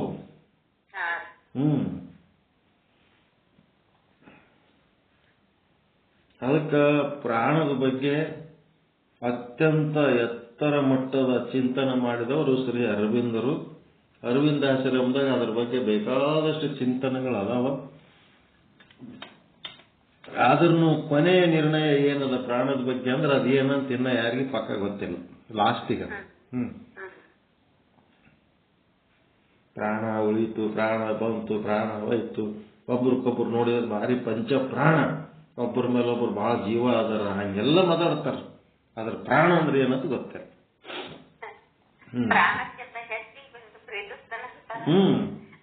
ಪ್ರಾಣ ಕೊಡ್ತೀನಿ, ಪ್ರಾಣ ಕೊಡ್ತೀನಿ, ಪ್ರಾಣ ತಗೋತೀನಿ. ಇದೇ ಇರೋದು ಮಜಾ. ಜೀವ ಆತ್ಮದ ಬಗ್ಗೆ ಸ್ಪಷ್ಟವಾಗಿ ಹೇಳಕ್ ಬರ್ತದೆ, ಪ್ರಾಣದ ಬಗ್ಗೆ ಇನ್ನ ಸರಿಯಾಗಿ ಅದರ ಬಗ್ಗೆ ಅದು ತಿಳಿದ ದಿವಸ ಮನುಷ್ಯ ಅದನ್ನ ತನ್ನ ಕಂಟ್ರೋಲಾಗಿ ತಗೊಂಡ್ಬಿಡ್ತಾನ. ಅವನಿಗೆ ಮೀರಿದ ಒಂದು ಶಕ್ತಿ ಅದಲ್ಲ, ಆ ಶಕ್ತಿ ಏನ್ ಮಾಡಿದ ತನ್ನ ಕಂಟ್ರೋಲಾಗಿ ಇದನ್ನ ಇಟ್ಕೊಂಡದ. ಆಯುಷ್ಯ ಇರೋ ತನಕ ಇಟ್ಟು ಆಮೇಲೆ ಅದು ವಾಲ್ ಚೇಂಜ್ ಮಾಡಿಬಿಡ್ತವ, ನಡಿ ಸಾಕಂತ ಹೇಳಿ. ಅದು ನಿರಂತರ ಸಂಶೋಧನೆ ಅಲ್ಲಿಂದ ಇಲ್ಲಿ ತನಕ ನಡೆದದ. ಈಗ ನೀವು ಅದೇ ವಿಚಾರ ಮಾಡ್ಲಿಕ್ಕತ್ತೀರಿ ಅಂದ್ರೆ ನೀವು ಅದ್ರ ಬಗ್ಗೆ ಸಂಶೋಧನೆ ಮಾಡ್ಲಿಕ್ಕತ್ತೀರಿ. ಅದು ಎಲ್ಲರ ಮಾಹಿತಿ ಸಿಕ್ತು ಅಂದ್ರೆ ಸಂಗ್ರಹ ಮಾಡ್ತೀರಿ, ಏನೆಲ್ಲ ಮಾಡ್ತೀರಿ. ಆದ್ರೆ ಅದ್ರ ಬಗ್ಗೆ ನಿರ್ಣಯ ತಗೋಬೇಕಾದ್ರೆ ಇನ್ನೂ ಯಾರ ಕಡೆಯಿಂದ ಸಾಧ್ಯ ಆಗಿಲ್ಲ, ಮತ್ತು ನಮ್ಮ ಕಡೆಯಿಂದ ಆಗಂಗಿಲ್ಲ ಅಂತನೂ ಅಲ್ಲ. ಅದು ನಮ್ಮ ಕಡೆಯಿಂದ ಸಾಧ್ಯ ಆಗ್ತಿತ್ತು ಅಂದ್ರೆ ಯಾರೇನು ಮಾಡೋಕ್ಕಾಗಲ್ಲ, ಆಗ್ಬಿಡುತ್ತೆ. ಇವತ್ತ ಬೆಳಿಗ್ಗೆ 10 ಗಂಟೆಯಿಂದ ಸಂಜೆ 5:30 ತನಕ ಮಾಡಿದವು ನಿಜಗುಣ ಶಿವಯೋಗಿಗಳ ಜಯಂತಿ ಅಂತ. ಜಯಂತಿ ಮಂತ್ರಾಲಯದಾಗ ಅದರ ಹನುಮಂತಪ್ಪ ಗುರುಗಳಂತ ಹೇಳಿ ಕರೆಸಿದ್ದೆವು. ಅವರು ಯಾವ್ದಾರ ಓದ್ರಿ ಷಟ್ಶಾಸ್ತ್ರದೊಳಗಿಂದ ಯಾವ ಪದ್ಯರೇ ಹಾಡ್ರಿ, ಮುಂದೆ ಭಜನೆ ಮಂಡಳಿದವರು ಭಜನೆ ಮಾಡಿ ಹಾಡ್ತಾರ ಅದನ್ನ, ಅದರ ವಿಶ್ಲೇಷಣೆ ಇವ್ರು ಮಾಡ್ತಾರೆ. ಅದಕ್ಕೆ ಇವ್ರೇನ್ ಮಾಡಿದ್ರು, 5 ಅದಾವಲ್ಲ ಅವು ನಿಜಗುಣ ಶಿವಯೋಗಿಗಳು, ಶಿವಕಾರುಣ್ಯ ಸ್ಥಳ, ಜೀವ ಸಂಬೋಧಿನಿ ಸ್ಥಳ, ನೀತಿ ಕ್ರಿಯಾಚರ್ಯ ಸ್ಥಳ, ಯೋಗ ಪ್ರತಿಪಾದನ, ಜ್ಞಾನ ಪ್ರತಿಪಾದನ ಸ್ಥಳ. ಎಲ್ಲಾ ಸ್ಥಳದೊಳಗಿಂದು ಒಂದೊಂದು ಶ್ಲೋಕ, ಇವು ಶ್ಲೋಕ ಅಲ್ಲ, ಒಂದೊಂದು ಪದ್ಯ ಅವ್ರು ಹಾಡಿದರು. ಆ ಪದ್ಯಕ್ಕೆ ಇವರು ವಿಶ್ಲೇಷಣೆ ಮಾಡಿದರು. ಅದಕ್ಕೇನು ವಿಶ್ಲೇಷಣೆ ಮಾಡ್ಯಾರ ಅದೆಲ್ಲ ರೆಕಾರ್ಡ್ ಮಾಡೀನಿ. ಕಡೆಗೆ ಮಂಗಳಾರತಿ ಒಂದು ಹಾಡಿದರು ಗ್ರ್ಯಾಂಡ್ ಆಗಿ ಎಲ್ಲರೂ ಕೂಡಿ. ಅದು ರೆಕಾರ್ಡ್ ಮಾಡ್ಕೊಂಡು ತಂದು ನಿಮ್ಮ ಶುದ್ಧ ಬ್ರಹ್ಮ ಮಾನಸ ಪುತ್ರರ ಗ್ರೂಪಿಗೆ ಹಾಕಿನಿ. ಆ ವಿಶ್ಲೇಷಣೆಯನ್ನ ಹನುಮಂತಪ್ಪ ಗುರುಗಳ ಭಾಷಣದಿಂದ ಕೇಳ್ರಿ. ಅವ್ರ ನಂಬರ್ನು ಕೊಡ್ತೀನಿ, ನೀವು ಯಾವಾಗ ಬೇಕು ಅವಾಗ ಅವ್ರಿಗೆ ಫೋನ್ ಮಾಡಿ ನಿಮ್ಮ ಅವ್ರ ಆಶ್ರಮ ಸ್ಥಾಪನೆ ಮಾಡ್ಯಾರ. ಹೀರಾಪುರದ ಬರ್ತದೆ ಇಲ್ಲಿ, ಅವ್ರದೇ ಒಂದು ಸ್ವಂತ ಆಶ್ರಮ ಸ್ಥಾಪನೆ ಮಾಡಿ ಎಲ್ಲ ಫುಲ್ ಪರ್ಫೆಕ್ಟ್ ಅದರ ಅವ್ರು. ನಿಜಗುಣ ಶಾಸ್ತ್ರ ಮತ್ತು ಅವೇನು ಸ್ವತಂತ್ರ ಧೀರ ಸಿದ್ದೇಶ್ವರ ಮತ್ತು ಮಂಕುತಿಮ್ಮನ ಕಗ್ಗ ಭಯಂಕರ ಅದ ಅವ್ರ ಬಲ್ಲಿ, ಭಾರಿ ಗಟ್ಟಿಮುಟ್ಟದ, ಚಲೋ ಅದ, ಸಾಧನೆ ಮಾಡ್ದಂಗೆ ಇರುತ್ತೆ.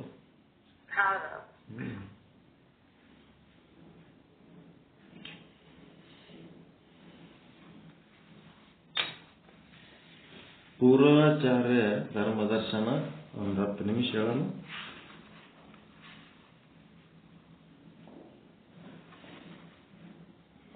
ಶ್ರೀ ಜಗದ್ಗುರು ಪಂಚಾಚಾರ್ಯ ಪ್ರಸಿದ್ಧಂತು ಪೂರ್ವಾಚಾರ್ಯ ಧರ್ಮದರ್ಶನ ಭಾಗ 2. ಆದಿರೇವಣ ಸಿದ್ಧ ಶಿವಾಚಾರ್ಯ ಕ್ರಿಸ್ತ ಪೂರ್ವ 1500, ಸ್ವಯಂ ಜ್ಯೋತಿ ವಿಶ್ವಗುರು. ಈ ಒಂದು ಗ್ರಂಥಕರ್ತರು ವೇದಮೂರ್ತಿ ಎಂ ಚಂದ್ರಶೇಖರ ಆರಾಧ್ಯರು, ಬೆಂಗಳೂರು. ಇಲ್ಲಿ ಆದಿ ಜಗದ್ಗುರು ಆದಿರೇವಣ ಸಿದ್ಧರು ಏನ್ ಮಾಡ್ತಾ ಇದ್ದಾರೆ ಅಂದ್ರೆ, ಭೀಮಲಿಂಗೇಶ್ವರ ಬೆಟ್ಟದ ತುದಿಯಲ್ಲಿ ಕುಳಿತು ತಪಸ್ಸು ಆಚರಿಸ್ತಾ ಇರ್ತಾರೆ. ಅದರ ಪಕ್ಕದಲ್ಲಿ ತೆಂಗಿನ ಕಲ್ಲು ಬೆಟ್ಟ ಅಂತ ಅಲ್ಲಿ ಒಬ್ಬ ಬೇಡದವನಿರ್ತಾನ. ಅವನು ಪ್ರಾಣಿಗಳನ್ನ ಬೇಟೆಯಾಡಿ ಹೊಟ್ಟಿ ತುಂಬಿಸುವಂತ ಮನುಷ್ಯ. ಒಂದು ಉಡಕ್ಕೆ ಬೆನ್ನತ್ತಿರ್ತಾನ. ಆ ಉಡ ಓಡಿ ಹೋಗಿ ಆ ಭೀಮಲಿಂಗೇಶ್ವರ ಬೆಟ್ಟದ ತುದಿಯಲ್ಲಿ ತಪಸ್ಸನ್ನು ಆಚರಿಸುತ್ತಾ ಜ್ಞಾನ ಸಮಾಧಿಯಲ್ಲಿರುವ ಆದಿ ಜಗದ್ಗುರು ಆದಿ ರೇವಣ ಸಿದ್ಧರ ಬೆನ್ನಿಂದ ಹೋಗಿ ಅಡಕೊಂಡ್ಬಿಡ್ತದದು. ಇವನು ಆ ಗವಿ ಹತ್ರ ಹೋತನ. ಕತ್ತಲ ಅಂದ್ರೆ ಕತ್ತಲಿರ್ತದ, ಏನ್ ಮಾಡ್ಬೇಕು ಗೊತ್ತಾಗಲ್ಲ. ಅಲ್ಲೇ ಹೊರಗೆ ಕಾಯ್ಕೊಂಡು ಕುಂದಿರ್ತಾನ. ಕುಂತಾಗ ಆ ಉಡ ಅವರಿಗೆ ಡಿಸ್ಟರ್ಬ್ ಮಾಡಿದ್ದಕ್ಕೆ ಕಣ್ಣು ತೆರೀತಾರೆ. ಎಷ್ಟೋ ಸಮಯ ಅವರು ತಪಸ್ಸು ಮಾಡಿ ಅವರ ಕಣ್ಣಿನೊಳಗೊಂದು ದಿವ್ಯ ತೇಜಸ್ಸು ತಯಾರಾಗಿರ್ತದೆ. ಯಾವಾಗ ಅವ್ರ ಕಣ್ಣು ತೆರೀತಾರ, ಅವ್ರ ಕಣ್ಣಿಲಿಂತ ಬ್ಯಾಟ್ರಿ ಬೆಳಕು ಹಾಕಿದಂಗ ಇಡೀ ಗವಿಯೆಲ್ಲ ಬೆಳಕಾಗ್ಬಿಡ್ತದೆ. ಇಡೀ ಗವಿಯೆಲ್ಲ ಬೆಳಕಾದ ಕೂಡಲೇ ಆವಾಗ ಈ ಬೇಡರ ಚಾಮರಸ ಆ ಗುರುಗಳ ಹತ್ರ ಹೋಗ್ತಾನ. ಹೋದಾಗ ನಾನು ಒಂದು ಉಡ ಇಲ್ಲಿ ತಪ್ಪಿಸ್ಕೊಂಡು ಬಂದದ, ಅದು ನನ್ನ ಆಹಾರ, ಅದು ನನಗೆ ಕೊಟ್ಟು ಬಿಡ್ರಿ ಅಂತ ಕೇಳ್ತಾನ. ಆವಾಗ ರೇವಣ ಸಿದ್ಧರು ಹೇಳ್ತಾರ, ಅದು ನನ್ನ ಹತ್ರ ಶರಣಾಗತಿಯಾಗಿ ಅದಕ್ಕೆ ನಾನು ಕೊಡ್ಲಿಕ್ಕೆ ಆಗಂಗಿಲ್ಲ, ನೀ ಬೇರೆ ಏನಾರ ಕೇಳು ಅಂದಾಗ, ಸ್ವಾಮಿ ನಾ ಬೇಟೆಗಾರ, ಈ ಪ್ರಾಣಿಗಳನ್ನ ಬೇಟೆ ಹೊಡೆದೇ ತಿನ್ನೋದು ನನ್ನ ಕೆಲಸ, ಅದಕ್ಕೆ ನನ್ನ ಪ್ರಾಣಿ ಕೊಡ್ರಿ ಅಂತಂದಾಗ ಅವ್ರೇನ್ ಮಾಡ್ತಾರ, ಅಲ್ಲೇ ಎದುರಿಗಿರುವ ಒಂದು ಮಣ್ಣಿನ ರಾಶಿಗೆ ಮಂತ್ರ ತೀರ್ಥವನ್ನ ಪ್ರೋಕ್ಷಿಸಿ ಅದು ಹೊನ್ನು ಮುತ್ತು ರತ್ನ ವಜ್ರ ವೈಡೂರ್ಯ ಆಗಂಗೆ ಮಾಡಿಬಿಡ್ತಾರ. ಅವ್ರೇನ್ ಹೇಳ್ತಾರ, ಇದನ್ನು ತಗೊಂಡೋಗಿ ಒಬ್ಬ ಸಜ್ಜನ ವ್ಯಕ್ತಿ ಆಗಿ ಬದುಕು, ಬಜಾರ್ದಾಗ ಬಂಗಾರ ನಿನಗೆ ಎಷ್ಟು ಬೇಕಷ್ಟು ತಗೊಂಡೋಗಿ ಮಾರು, ನಿನಗೇನು ಬೇಕೋ ಅದು ತಗೋ, ಪ್ರಾಣಿಗಳ ಬೇಟೆ ಆಡೋದು ಬಿಟ್ಬಿಡು, ಇದನ್ನೆಲ್ಲ ತಗೊಂಡು ಹೋಗಂತೇಳಿ ಒಂದು ರಾಶಿ ಬಂಗಾರ ಮುತ್ತು ರತ್ನ ಬೆಳ್ಳಿ ಎಲ್ಲ ಹೊರಿಸಿ ಕಳಿಸ್ತಾರ. ಅವನಿಗೆ ಹೋಗಾಗ ಏನು ಹೇಳಿರ್ತಾರ, ಇಲ್ಲಿ ಏನು ನಡೆದದ ಈ ವಿಷಯ ಯಾರಿಗೆ ಹೇಳಬಾರ್ದು, ಹೇಳಿದಂದ್ರೆ ನಿನ್ನ ತಲೆ 1,000 ಹೋಳ ಆಗ್ತದ ಅಂತ. ಆಯ್ತ್ರಿ ಅಂತೇಳಿ ಅವ ಖುಷಿಲಿಂತ ಅಷ್ಟೆಲ್ಲ ಬಂಗಾರ ತಗೊಂಡು ಮನೆಗೆ ಹೋಗ್ತಾನ. ಅವನ ಹೆಂಡತಿ ಗಾಬರಿಯಾಗಿ ಇಷ್ಟೊಂದು ಸಂಪತ್ತು ಎಲ್ಲಿದು ಬಂತು ಅಂತೇಳಿ ಅವನಿಗೆ ಭಯಂಕರ ಪೀಡಿಸ್ತಾವ. ಹೇಳ ಎಲ್ಲಿದು ಬಂತು, ಬ್ಯಾಡ ಅಂದರ ಬ್ಯಾಡ, ಗುರುಗಳು ಹೇಳಬೇಡ ಅಂದರ್ನು ಮತ್ತ ಅವನಿಗೆ ಪೀಡಿಸಿದ್ದಕ್ಕೆ ಅವ ಏನ್ ಮಾಡ್ದ, ಪಾಪ ಹೇಳ್ಬೇಕಾಯ್ತು ಹೇಳ್ದ. ಇಂಥ ಗುರುಗಳಿಂದ ಹಿಂಗ ಪವಾಡ ಆಗ್ಯದಂತ ಹೇಳಿದ್ದಕ್ಕ ಗುರುಗಳ ಆಜ್ಞೆ ಮೀರಿದ್ದಕ್ಕೆ ಅವನ ತಲೆ 1,000 ಹೋಳಾಯ್ತು. ಆ ಒಂದು ಹೊನ್ನಿನ ರಾಶಿ ಎಲ್ಲ ಆಕಿ ಕಣ್ಣಿಗೆ ಕಲ್ಲು ಮಣ್ಣುಗಳಾಗಿ ಕಾಣ್ಲಕತ್ತಿ ಬಿಡ್ತು. ಗಂಡವಾದ ಬಂಗಾರ ಬೆಳ್ಳಿನೂ ಹೋಯ್ತು. ಮತ್ತೀಗೇನ್ ಮಾಡ್ಬೇಕಂತೇಳಿ ಆಕಿ ಏನ್ ಮಾಡಿದಳು, ಅವ ಬೇಟೆಗಾರ ಅಲ್ಲಿದ ರಾಜ ಚಾಮರಸ, ಆಕಿ ಗಂಡ ಚಾಮರಸ ಅಲ್ಲ ಬೇಟೆಗಾರ, ಇವ ಚಾಮರಸ. ಏನಂದ್ರ ಅಲ್ಲಿದ್ದ ರಾಜ ಏನಿರ್ತಾನ ಅವ ಚಾಮರಸ. ಆ ಚಾಮರಸ ರಾಜನ ಮನೆಗೆ ಹೋಗ್ತಾಳಕಿ, ಬೇಟೆಗಾರನ ಹೆಣತಿ. ಅಲ್ಲಿ ಹೋಗಿ ಹಿಂಗೆಲ್ಲ ಆಗ್ಯದ ಅಂತ ಹೇಳ್ತಾಳೆ. ಗಂಡ ಕತೆ ಹೇಳಿರ್ತಾನ, ಆ ಕತೆ ಎಲ್ಲ ಹಿಂಗೆ ಹೇಳ್ತಾಳೆ, ಹಿಂಗ ಆಗ್ಯದ ಅಂತ. ಆವಾಗ ಆಕಿ ಕರ್ಕೊಂಡು ಇಬ್ರು ಕೂಡಿ ಆ ಒಂದು ಬೆಟ್ಟದ ಭೀಮಲಿಂಗೇಶ್ವರ ಬೆಟ್ಟದ ತುದಿಗೆ ಹೋಗಿ ಆ ಗುರುಗಳಿಗೆ ಭೇಟಿಯಾಗಿ ದರ್ಶನ ಮಾಡಿಕೊಂಡು ಅಲ್ಲಿ ರೇವಣ ಸಿದ್ಧರು ಯಾಕಪ್ಪ ಇಲ್ಲಿ ಬಂದಿ ನೀನು ಅಂತ ಕೇಳಿದಾಗ ಅವರೇನ್ ಹೇಳ್ತಾನೆ, ಸದ್ಗುರುವೇ, ನಿಮ್ಮ ದರ್ಶನ ಭಾಗ್ಯದಿಂದ ನನ್ನ ಅಜ್ಞಾನ ದೂರವಾಯಿತು. ಈ ಪವಾಡ ಪುರುಷರಿಂತವ್ರು ಬಂದಾರ ಅಂದ ಕೂಡ್ಲೇನೆ ಏನ್ ಮಾಡ್ಬೇಕು, ರಾಜ ಇರ್ಲಿ ಯಾರ್ಯಾಕಿರ್ಲಕ್ ಮೊದಲು ಹೋಗಿ ಆ ಗುರುಗಳ ದರ್ಶನ ತಗೋಬೇಕು. ಅದೇ ಕೆಲಸ ಮಾಡುವ ಈಗ ಚಾಮರಸ. ಮತ್ತಲ್ಲಿ ಹೋದ್ಮೇಲೆ ಏನ್ ಹೇಳ್ಬೇಕು ಗುರುಗಳಿಗೆ ಅಂದ್ರೆ, ನಿಮ್ಮ ದರ್ಶನದಿಂದ ನಾನು ಧನ್ಯನಾದೆ ಅಂತ ಹೇಳ್ಬೇಕು. ನನಗೆ ಯಾವ ಕೊರತೆಯೂ ಇಲ್ಲ. ಈ ಕ್ಷಣಿಕ ಪ್ರಾಪಂಚಿಕ ವಿಷಯಾದಿಗಳ ಬಲೆಯಲ್ಲಿ ಬಿದ್ದು ನರಳುತ್ತಾ ಇರುವ ನನಗೆ ಕೃಪೆ ಮಾಡಿ ಮೋಕ್ಷವನ್ನು ಕರುಣಿಸಿ ಉದ್ಧರಿಸಬೇಕೆಂದು ಅತ್ಯಂತ ದೈನ್ಯದಿಂದ ಅಶ್ರುಧಾರೆ ಸುರಿಸುತ್ತಾ ಪ್ರಾರ್ಥಿಸಲು ಜಗದ್ಗುರುಗಳು ಚಾಮರಸನನ್ನು ತನ್ನ ಕರುಣಾಮಯ ದೃಷ್ಟಿಯಿಂದ ಇಚ್ಛಿಸಿ, ಎಲೈರಾಜನೇ, ಅನಂತ ಕಲ್ಯಾಣ ಗುಣಗಳಿಂದ ಪೂರ್ಣನಾಗಿಯೂ ಎಲ್ಲೇ ಇಲ್ಲದ, ಎಲ್ಲೇ ಅಂದ್ರೆ ಕೊನೆ ಇಲ್ಲದ, ಎಂಡಿಲ್ಲ, ಎಂಡ್ಲೆಸ್ ಇಲ್ಲದ ಸ್ವರೂಪ ಸ್ವಭಾವವುಳ್ಳವನಾಗಿಯೂ ಇರುವ ಆ ಪರಶಿವನಲ್ಲಿ ಅಚಲವಾದ ಭಕ್ತಿ. ಪರಮಾತ್ಮ ಹೆಂಗದನ ಅಂದ್ರೆ ಅಂತ ಒಬ್ಬ ಅನಂತ ಕಲ್ಯಾಣ ಗುಣ ಇರೋವನು. ಅವನು ನಿಷ್ಕಿಂಚಿತ್ ಸ್ವರೂಪ ಸ್ವಭಾವ ಉಳ್ಳವನದನಲ್ಲ, ಇಚ್ಛಾಶಕ್ತಿ, ಜ್ಞಾನಶಕ್ತಿ, ಕ್ರಿಯಾಶಕ್ತಿ ಉಳ್ಳವನು. ಅವನಲ್ಲಿ ಅಚಲವಾದ ಭಕ್ತಿ ಇಟ್ಟು ಇತರ ಎಲ್ಲ ಪ್ರಾಪಂಚಿಕ ವಿಷಯಗಳಲ್ಲಿ ವಿರಕ್ತಿ ಒಂದು. ಈ ಎರಡೇ ಮೋಕ್ಷಕ್ಕೆ ಪೋಷಕವಾದ ತತ್ವಗಳು. ರಕ್ತಿ ಇರಲಿಲ್ಲ ಅಂತಂದ್ರೆ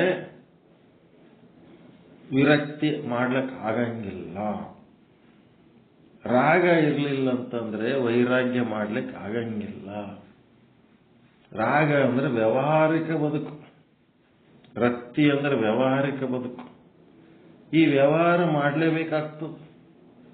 ವ್ಯವಹಾರ ಮಾಡೋದೇನದ ಮೋಕ್ಷಕ್ಕೆ ಸಂಬಂಧಪಟ್ಟಂತ ವ್ಯವಹಾರ ಮಾಡಿದರೆ ವಿರಕ್ತಿ. ವ್ಯವಹಾರ ಅಂತ ಮಾಡಬೇಕು. ಇವತ್ತು ಅದೇ ಹೇಳಿದ್ರು, ವ್ಯಾವಹಾರಿಕ ಸತ್ಯ, ವ್ಯಾವಹಾರಿಕ ಬದುಕು ಮಾಡ್ಲಾರ್ದೆ ಪರಮಾರ್ಥಕ್ಕೆ ಮಾಡ್ಲಕ್ ಆಗಂಗೇ ಇಲ್ಲ. ವ್ಯಾವಹಾರಿಕ ಬದುಕಿನ ಮೂಲಕನೇ ಪರಮಾರ್ಥ ಸಾಧನೆ ಮಾಡಬೇಕು. ಅದ ನೋಡ್ರಿ ವಿಶ್ಲೇಷಣೆ ಇವತ್ತು ಹೇಳ್ಯಾರ.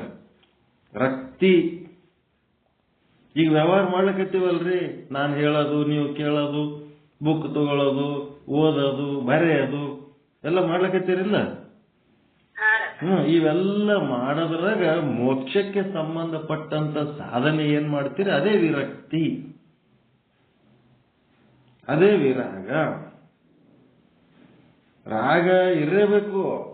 ಎದರಾಗ ರಾಗ ಇರಬೇಕು, ಎದರಾಗ ಇರಬಾರದು ಅನ್ನೋದು ವಿವೇಕ. ಯಾವುದು ಮೋಕ್ಷಕ್ಕೆ ಸಂಬಂಧಪಟ್ಟಂತ ವಿಚಾರಗಳಲ್ಲಿ ನೀವು ರಾಗ ಆದ್ರಿ ಅಂದ್ರೆ ಅದೇ ವಿರಾಗ. ಹೆಂಗದ ನೋಡ್ರಿ ಅದು. ರಕ್ತಿ ಅಂದ್ರೆ ಅದೇ ನೀವು ಅಟ್ಯಾಚ್ಮೆಂಟ್, ಪ್ರಾಣದ ಕೆಲಸ. ಅಂಟುಕೊಳ್ಳೋದು. ಈಗ ಅಂಟುಕೊಳ್ಳೋದು ಏನು ಅಂಟುಕೊಳ್ಳೋದು? ಸಂಸಾರ ಅಂಟುಕೊಂಡದ್ದು ಬಿಡಿಸ್ಕೆ ಈ ಕಡೆ ಪರಮಾರ್ಥಕ್ಕೆ ಅಂಟುಕೊಳ್ಳೋದಂತ ಅಂಟುಕೊಳ್ಳಬೇಕು. ಅಟ್ಯಾಚ್ಮೆಂಟ್ ಬರೀಬೇಕಲ್ರಿ. ಓದ ಪುಸ್ತಕದ ಮೇಲೆ ಅಟ್ಯಾಚ್ಮೆಂಟ್ ಬರಬೇಕು, ಪಾಠ ಹೇಳೋ ಮಾಸ್ತರ್ನ ಮೇಲೆ ಅಟ್ಯಾಚ್ಮೆಂಟ್ ಬರಬೇಕು, ಮತ್ತೇನಾಗಬೇಕು ಆ ತತ್ವಶಾಸ್ತ್ರ ಬರೆದಂತ ಮೂಲ ಮಹಾಪುರುಷನ ಬಗ್ಗೆ ಅಟ್ಯಾಚ್ಮೆಂಟ್ ಬರಬೇಕು. ಅವೆಲ್ಲ ಪ್ರೀತಿ ಪ್ರಾಣ ಮಾಡಿದಾಗೆ ಮುಂದೆ ಅವ್ರ ಸಾಹಿತ್ಯ ನಮಗೆ ಲಾಭ ಕೊಡ್ಲಕ್ಕೆ ಸಾಧ್ಯ. ಪಾಠ ಹೇಳೋ ಮಾಸ್ತರ್ ಮೇಲೆ ಶ್ರದ್ಧೆ ಇಲ್ಲ, ಆ ಗ್ರಂಥದ ಮೇಲೂ ಶ್ರದ್ಧೆ ಇಲ್ಲ, ಮೂಲ ಕರ್ತೃವಿನ ಮೇಲೂ ಶ್ರದ್ಧೆ ಇಲ್ಲ ಅಂತಂದ್ರೆ ಹೆಂಗದರದ ಲಾಭ ಸಿಗ್ತದ? ಹೌದಿಲ್ಲ? ಅದಕ್ಕೆ ರಕ್ತಿ ಅನ್ನೋದು ಬೇಕು. ಸಂಸಾರದಾಗೂ ರಕ್ತಿ ಬೇಕು, ಪರಮಾರ್ಥದಾಗೂ ರಕ್ತಿ ಬೇಕು. ರಕ್ತಿ ಅಂದ್ರೆ ಅಟ್ಯಾಚ್ಮೆಂಟ್. ರಕ್ತ ಸಂಬಂಧ ಇದ್ದಂಗ್ರಿ. ರಕ್ತ ಅಂದ್ರೆ ಏನು? ರಕ್ತಿ ಅಂದ್ರೆ ವಿರಕ್ತಿ.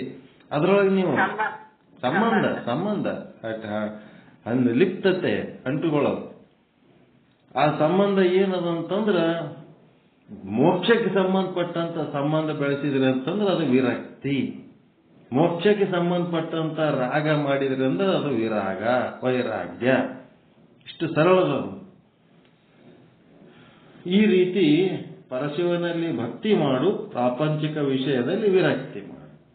ಈ ಶರೀರಕ್ಕೆ ಬೀಜದಂತಿರುವ ಅವಿದ್ಯೆ ಏನಾಗಬೇಕಪ್ಪ ಅಂದ್ರೆ ನಾಶ ಆಗಬೇಕು. ಆ ಅವಿದ್ಯೆಯನ್ನ ಬೀಜ ಹಂಗೆ ಉಳಿಸ್ಕೊಂಡು ಆದ್ರೆ ಅಂದ್ರೆ ಮತ್ತೊಂದು ಶರೀರ ಬರ್ತಾನೆ ಇರ್ತದ. ದೇಹ ಇಂದ್ರಿಯಗಳಲ್ಲಿ ಆಸಕ್ತಿ ಇದ್ದರೆ ಅವು ಇಂದ್ರಿಯಗಳನ್ನು ಸೆಳೆಯುತ್ತವೆ. ವಾಸನೆಗಳಿಗೆ ಅಧೀನವಾದ ಇಂದ್ರಿಯಗಳು ಅವು ಏನ್ ಮಾಡ್ತಾವೆ? ಮನಸ್ಸನ್ನು ಸೆಳೆಯುತ್ತವೆ. ಇಂಥ ಮನಸ್ಸು ನಿಜ ಜ್ಞಾನವಿಲ್ಲದೆ ದುರ್ಬಲವಾಗಿ ಶಬ್ದಾದಿ ವಿಷಯಗಳಲ್ಲಿ ಪ್ರವರ್ತಿಸುತ್ತದೆ. ಆದ್ದರಿಂದ ಎಲೆ ರಾಜನೇ, ಚತುರ್ವಿಧ ಪುರುಷಾರ್ಥಗಳಲ್ಲಿ ಧರ್ಮ, ಅರ್ಥ, ಕಾಮಗಳಿಗೆ ಕಾಲವಯ ಉಂಟು. ಅವೆಲ್ಲ ಒಂದು ಟೈಮಿಗೆ ಇವತ್ತು ಧರ್ಮ ಅಂತ ಮಾಡಿದ್ದು ಮುಂದಿನ ಸಲ ಅದು ಅಧರ್ಮ ಆಗಿಬಿಡ್ತು. ಇವತ್ತು ನಾವು ಏನಾದ್ರು ಚಲೋ ಅಂದಿದ್ದದು ಮುಂದಿನ ಸಲ ಅದು ಕೆಟ್ಟ ಅನಿಸ್ಬಿಡ್ತು. ಮಹಾತ್ಮ ಗಾಂಧಿ ಸ್ವಾತಂತ್ರ್ಯ ಪೂರ್ವದಲ್ಲಿ ಅವನು ನಿರ್ಧಾರ ತಗೊಳ್ಳೋ ಟೈಮ್ನಾಗ ಅದು ಸರಿನೇ ಇತ್ತು. ಎಲ್ಲರೂ ಸುಮ್ಮಿದ್ರು ಅಂತಂದ್ರೆ ಅದು ಸರಿ ಇದ್ದದಕ್ಕೆ ಸುಮ್ಮಿರ್ತಾರೆ. ಚರ್ಚೆ ಮಾಡಿರ್ತಾರ, ಸರಿ ಅನ್ಸಿದ್ದಕ್ಕೆ ಸುಮ್ಮಿರ್ತಾರೆ. ತಪ್ಪಿದ್ರೆ ಯಾಕೆ ಸುಮ್ಮಿರ್ತಿದ್ರು? ಎಲ್ಲರೂ ಸುಮ್ಮಿದ್ದು ಮಾಡಿದ್ದು. ಇವಾಗ ಏನಾಗ್ಯದ? ಅದೇ ನಮ್ಗೇನಾಗ್ಯದ? ಒಂದು ಕಾಲದಲ್ಲಿನ ಅಮೃತ ಈಗ ಮುಂದೆ ಇನ್ನೊಂದು ಕಾಲದಲ್ಲಿ ವಿಷ. ಅದೇನದ? ಧರ್ಮ, ಅರ್ಥ, ಕಾಮ ಅನ್ನೋದೇನದ? ಕಾಲಾಂತರದಲ್ಲಿ ಅವುಗಳ ಅರ್ಥ ಚೇಂಜ್ ಆಗ್ತದ.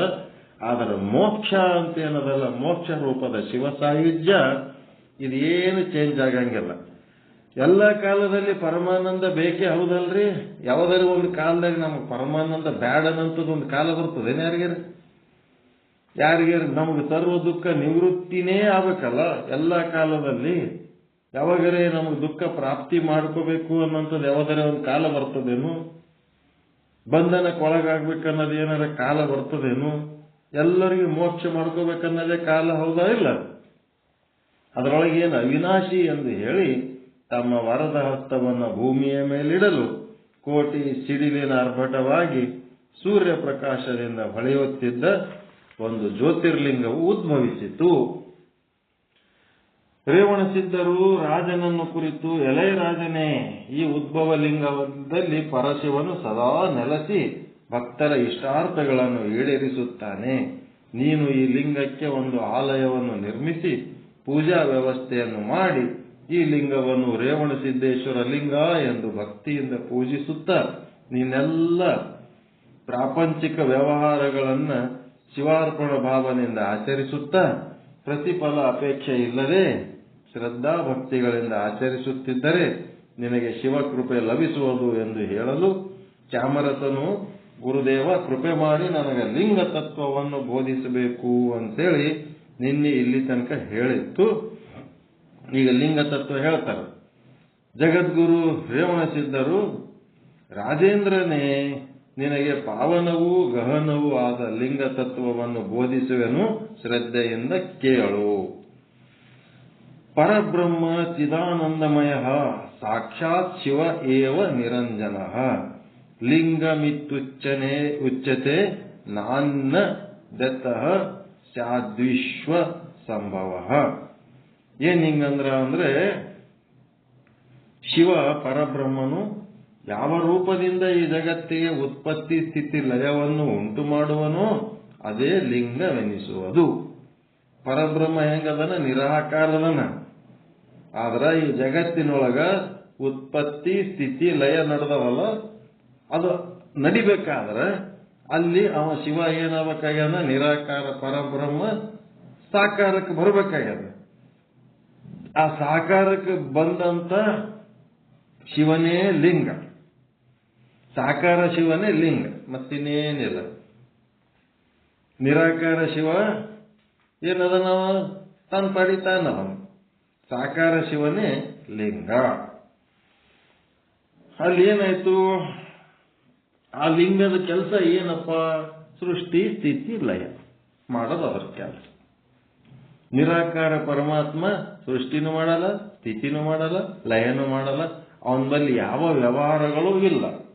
ಅವನು ಸಾಕಾರ ರೂಪ ತಾಳಿ ಅಂದ್ರೆ ಲಿಂಗ ರೂಪ ತಾಳಿ ಸೃಷ್ಟಿ ಸ್ಥಿತಿ ಲಯ ಮಾಡ್ತಾ ಇರ್ತಾನೆ. ಯಾರು ಸೃಷ್ಟಿ ಸ್ಥಿತಿ ಲಯ ಮಾಡ್ತಾರೆ ಅವರಿಗೆ ಲಿಂಗ ಅಂತಾರೆ. ಆ ಲಿಂಗ ಅಂದ್ರೇನು? ಪರಬ್ರಹ್ಮನ ಸಾಕಾರ ರೂಪ. ಪರಬ್ರಹ್ಮ ಹೆಂಗದನ? ನಿರಾಕಾರ ರೂಪ. ಸಾಕಲ್ಲ ಇಷ್ಟ ಅರ್ಥ? ಏನ್ ಡೌಟ?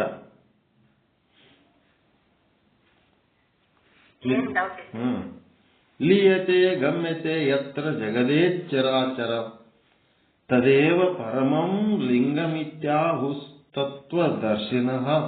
ಇದು ಶಿವಾಗಮದ ಹೇಳ್ತಾರೆ. ಪೀಠಿಕ ಪರಮ ಶಕ್ತಿರ್ಲಿಂಗ ಸಾಕ್ಷಾತ್ ಪರಶಿವ ಶಿವಶಕ್ತಿ ಸಮಾಯೋಗ ವಿಶ್ವಲಿಂಗಂ ತದುಚ್ಯತೆ. ಇದು ಸಿದ್ಧಾಂತ ಚಿಕಾಮಣಿ ಒಳಗೆ ಹೇಳಿದ್ದು. ಪೀಠಿಕ ಪರಮ ಶಕ್ತಿರ್ಲಿಂಗ ಸಾಕ್ಷಾತ್ ಪರ ಶಿವ ಶಿವಶಕ್ತಿ ಸಮಾಯೋಗಂ ವಿಶ್ವಲಿಂಗಂ ತದುಚ್ಯತೆ. ಅಂದ್ರೆ ಲಿಂಗ ಮಧ್ಯೆ ಜಗತ್ ಸರ್ವಂ ಆಲಯ ಸರ್ವಭೂತಾನಾಂ ಲಯನಾ ಲಿಂಗ ಮುಚ್ಯತೆ ಎಂಬಂತೆ ಈ ಬ್ರಹ್ಮಾಂಡವೇ ಲಿಂಗದ ಪ್ರತೀಕ. ಈ ಜಗತ್ತೆಲ್ಲ ಲಿಂಗದಿಂದಲೇ ಉಗಮಿಸಿ ಅದರಲ್ಲಿಯೇ ಪ್ರತಿಬಿಂಬಿಸಿ ಅದರಲ್ಲಿಯೇ ಅಡಗುವುದು. ಆ ಲಿಂಗದೊಳಗೊಂದು ಪೀಠ ಅದ, ಒಂದು ಲಿಂಗ ಅದ. ಆ ಪೀಠವೇ ಶಕ್ತಿ ರೂಪ, ಲಿಂಗವೇ ಶಿವರೂಪ. ಅಂದರೆ ಶಿವಶಕ್ತಿಯರ ಅವಿನಾಭಾವ ರೂಪವೇ ಲಿಂಗವೆನಿಸುವುದು. ಶಿವಶಕ್ತಿಯರ ಅವಿನಾಭಾವ ರೂಪ. ಅಲ್ಲೇನಾಯ್ತು? ಒಂದು ಆಕಾರ ತಾಳಿ ಸೃಷ್ಟಿ ಸ್ಥಿತಿ ಲಯ ಮಾಡ್ಬೇಕಾದ್ರೆ ಆ ಲಿಂಗ ಏನಾಗ್ಯದ? ಎರಡು ಭಾಗ, ಒಂದು ಶಿವ ಮತ್ತು ಇನ್ನ ಒಂದು ಶಕ್ತಿ ಅಂತೆ. ಮಹಾಲಿಂಗ ಸ್ವರೂಪೋ ಯವ ಶಂಕರ ಶ್ರೀ ಸದಾಶಿವ. ಇದು ಕ್ರಿಯಾಸಾರದಾಗ ಹೇಳಿದ್ದು. ಲಿಂಗ ನಾಸ್ತಿ ಪರಂ ತತ್ವಂ ಎಂಬಂತೆ ಶಿವಸ್ವರೂಪಿಯಾದ ಲಿಂಗಕ್ಕಿಂತ ಮಿಗಿಲಾದ ಪರತತ್ವ ಬೇರೊಂದು ಇಲ್ಲ. ಮೂಲಾಧಾರೇ ಚ ಹೃದಯೇ ಭ್ರೂಮಧ್ಯೆ ಸರ್ವದೇಹಿನಾಂ ಜ್ಯೋತಿರ್ಲಿಂಗಂ ಸದಾ ಭಾತಿ ಯದ್ ಬ್ರಹ್ಮೇತ್ಯಾಹು ರಾಗಮ ಎಂಬಂತೆ ಸಕಲ ಜೀವಿಗಳ ಹೃದಯ, ಮೂಲಾಧಾರ, ಭ್ರೂಮಧ್ಯೆ. ಭ್ರೂಮಧ್ಯೆ ಅಂದ್ರೆ ಎಲ್ಲಿರ್ತದ್ರಿ? ಎರಡು ಹುಬ್ಬುಗಳ ಮಧ್ಯೆ. ಮೂಲಾಧಾರ ತಳದಾಗಿರ್ತದೆ, ಮತ್ತೆ ಹೃದಯ ಎದಿ ಒಳಗಿರ್ತದೆ. ಇಲ್ಲಿ ಏನದ? ಜ್ಯೋತಿರ್ಲಿಂಗ ರೂಪದ ಚೈತನ್ಯ. ಅಲ್ಲೇನದ? ಜ್ಯೋತಿರ್ಲಿಂಗ ರೂಪದ ಚೈತನ್ಯ ಮೂರೂ ಕಡೆ, ಎಲ್ಲ ಜೀವಿಗಳೊಳಗಿರ್ತದೆ. ಇದು ಮೂರು ಕಡೆ. ಎಲ್ಲೆಲ್ಲಿ? ಹೃದಯದೊಳಗ, ಮೂಲಾಧಾರದೊಳಗ, ಭ್ರೂಮಧ್ಯದೊಳಗ. ಜ್ಯೋತಿರ್ಲಿಂಗ ರೂಪದ ಚೈತನ್ಯ ಶಕ್ತಿಯು ಸದಾ ಪ್ರಕಾಶಿಸುತ್ತಿರುವುದು. ಇಂಥ ಲಿಂಗವನ್ನು ಸದ್ಗುರು ಕರುಣೆಯಿಂದ ಪಡೆದು ಅಂದ್ರೆ ಅದ್ರ ಬಗ್ಗೆ ಮಾಹಿತಿ, ಜ್ಞಾನ, ಸಾಧನ, ಬೋಧನ ಏನೇನದೆಲ್ಲ ಪಡ್ಕೊಂಡು ಆರಾಧಿಸಿ ಶಿವಭಾವವನ್ನು ಪಡೆದು ನಿತ್ಯಾನಂದವನ್ನು ಪಡೆಯಬೇಕೆಂದು ಉಪದೇಶಿಸಿದರು. ಇದ್ರ ಬಗ್ಗೆ ಎಲ್ಲ ಜ್ಞಾನ ಏನ್ ಮಾಡಬೇಕಪ್ಪ ಅಂದ್ರೆ ಸದ್ಗುರುವಿನ ಬಳಿ ಹೋಗಿ ಈ ಲಿಂಗದ ಬಗ್ಗೆ ಚಂದ ಜ್ಞಾನ ತಿಳ್ಕೊಂಡು ಸಾಧನೆ ಮಾಡಬೇಕಪ್ಪ.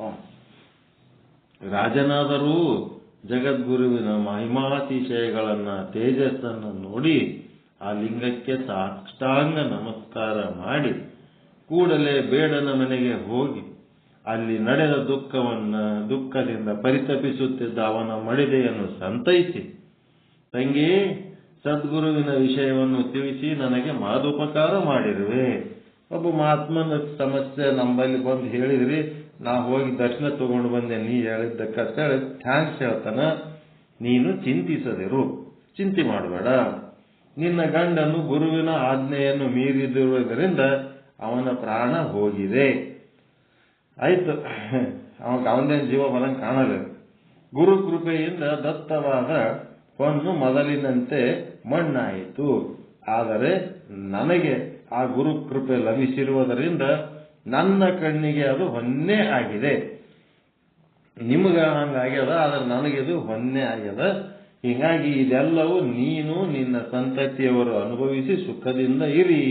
ನಿಮಗೆ ಎಲ್ಲಾ ಸೌಲಭ್ಯಗಳು ಅರಮನೆಯಿಂದ ದೊರೆಯುತ್ತವೆ ಎಂದು ಹೇಳಿ ಗುರುವಿನ ಆಜ್ಞೆಯಂತೆ ಆ ಜ್ಯೋತಿರ್ಲಿಂಗಕ್ಕೆ ಒಂದು ಭವ್ಯವಾದ ದೇಗುಲವನ್ನು ಕಟ್ಟಿ ಅಲ್ಲಿಗೆ ಹೋಗಲು ಸುಗಮವಾದ ದಾರಿಯನ್ನು ಮಾಡಿ ತನ್ನ ರಾಜ್ಯಾದ್ಯಂತ ರೇವಣಸಿದ್ದೇಶ್ವರನ ಮಹಿಮೆಯನ್ನು ಪ್ರಚಾರ ಮಾಡಿ ಆ ಲಿಂಗಕ್ಕೆ ವಿಧಿವತ್ತಾದ ಪೂಜೆಯ ವ್ಯವಸ್ಥೆ ಮಾಡಿದನು. ರೇವಣಸಿದ್ದೇಶ್ವರ ಬೆಟ್ಟದ ತುದಿಯಲ್ಲಿ ಈಗಲೂ ಚಾಮರಸ ಕಟ್ಟಿದ ದೇವಾಲಯ, ತೀರ್ಥದ ದೋಣಿ, ರಾಜನ ಕುದುರೆಯ ಹೆಜ್ಜೆಯ ಗುರುತುಗಳು ಭಕ್ತನ ಮನಸ್ಸು ಆಕರ್ಷಿಸುತ್ತವೆ. ಅಲ್ಲದೆ ರಾಜನು ಮಾಡಿದ್ದ ಪದ್ಧತಿಯಂತೆ ಈಗಲೂ ವೈಶಾಖ ಶುದ್ಧ ಹುಣ್ಣಿಮೆ, ವ್ಯಾಸ ಪೂರ್ಣಿಮೆ ಎಂದು ಶ್ರೀ ರೇವಣಸಿದ್ದೇಶ್ವರ ರಥೋತ್ಸವವು ವೈಭವದಿಂದ ನಡೆಯುತ್ತದೆ. ಅಂದು ಎಲ್ಲರಿಗೂ ಅನ್ನದಾಸೋಹ ನಡೆಯುತ್ತದೆ. ಭಾರತದ ನಾನಾ ಭಾಗಗಳಿಂದ ಭಕ್ತಾದಿಗಳು ಈ ಕ್ಷೇತ್ರಕ್ಕೆ ಬಂದು ಕೆಲ ಕಾಲವಿದ್ದು ರೇವಣಸಿದ್ದರ ಕೃಪೆಯಿಂದ ತಮ್ಮ ಇಷ್ಟಾರ್ಥಗಳನ್ನು ಈಡೇರಿಸಿಕೊಳ್ಳುತ್ತಿರುತ್ತಾರೆ. ಬೆಟ್ಟದ ಬುಡದಲ್ಲಿ ಶ್ರೀ ರಂಭಾಪುರಿ ಮೂಲಪೀಠದ ಶಾಖಾ ಮಠವೊಂದು ಅನೇಕ ಕಾಲದಿಂದಲೂ ಇರುವುದು ಗಮನಾರ್ಹವಾಗಿದೆ. ಈ ಕ್ಷೇತ್ರದ ಮತ್ತೊಂದು ವೈಶಿಷ್ಟ್ಯವೆಂದರೆ ಸಿದ್ಧರೂ ಭಕ್ತೋದ್ಧಾರಕರೂ ಆದ ಶ್ರೀ ರೇವಣಸಿದ್ದರ ಕೃಪೆಯಿಂದ ಸಹಸ್ರಾರು ಜನ ಇಲ್ಲಿ ಗೃಹ ಪೀಡೆಯಿಂದ ಪಾರಾಗುತ್ತಿರುವುದರಿಂದ ಈ ಕ್ಷೇತ್ರವು ಗೃಹ ನಿವೃತ್ತಿ ಕೇಂದ್ರ ಎಂದು ಪ್ರಸಿದ್ಧಿ ಪಡೆದಿದೆ. 11ನೇ ಶತಮಾನದಲ್ಲಿ ಅಭಿನವ ರೇವಣಸಿದ್ದರ ಕರಸಂಜಾತರಾದ ಶ್ರೀ ರುದ್ರಮುನಿ ಶಿವಾಚಾರ್ಯರು, ಶಿವಯೋಗಿ ಸಿದ್ದರಾಮರು ಈ ಕ್ಷೇತ್ರದ ದರ್ಶನಕ್ಕೆ ಬಂದಿದ್ದರ ನೆನಪಿಗಾಗಿ ಆ ಇಬ್ಬರ ಹೆಸರಿನ ಗೋಪುರಗಳು ಬೆಟ್ಟದ ತುದಿಯಲ್ಲಿ ನಿರ್ಮಿಸಲ್ಪಟ್ಟಿವೆ. ಅಲ್ಲದೆ ಅಭಿನವ ರೇವಣಸಿದ್ದರ ಪರಮ ಭಕ್ತಳಾದ ರೇವಣಾಂಬೆಯ ಈ ಕ್ಷೇತ್ರದಲ್ಲಿ ಕೆಲ ಕಾಲ ತಪಸ್ಸನ್ನು ಆಚರಿಸಿ ಕುರುಹಿಗಾಗಿ ಬೆಟ್ಟದ ಬುಡದಲ್ಲಿ ಆ ಭಕ್ತಳ ಭವ್ಯ ದೇಗುಲವೊಂದು ಕಂಗೊಳಿಸುತ್ತಿದೆ. ಈ ಎಲ್ಲಾ ಕಾರಣಗಳಿಂದ ಈ ಕ್ಷೇತ್ರವು ಪ್ರತಿಯೊಬ್ಬ ಮುಮುಕ್ಷುವು ಅಗತ್ಯವಾಗಿ ದರ್ಶನ ಮಾಡಬೇಕಾದ ಪುಣ್ಯಕ್ಷೇತ್ರವಾಗಿದೆ. ರೇವಣಸಿದ್ದೇಶ್ವರ ಬೆಟ್ಟ ಅಂದ್ರೆ ಏನಿದು? ರೇವಣಸಿದ್ದರ ಬೆಟ್ಟ ಏನ್ ಎಲ್ಲ ಕಡೆ ರೇವಣಸಿದ್ದರ ಬೆಟ್ಟ ಬೆಟ್ಟ ಅಂತ ಬರ್ದ್ರಿ. ಎಷ್ಟು ಕಡೆ ಅವ ನೋಡ್ರಿ ಅವ್ರು. ರೇವಣಸಿದ್ದರ ದೇವಾಲಯ ಬೆಂಗಳೂರಿನ ಜಿಲ್ಲೆಯ ಶಿವಗಂಗಾ ಕ್ಷೇತ್ರದಲ್ಲಿ ಆದ.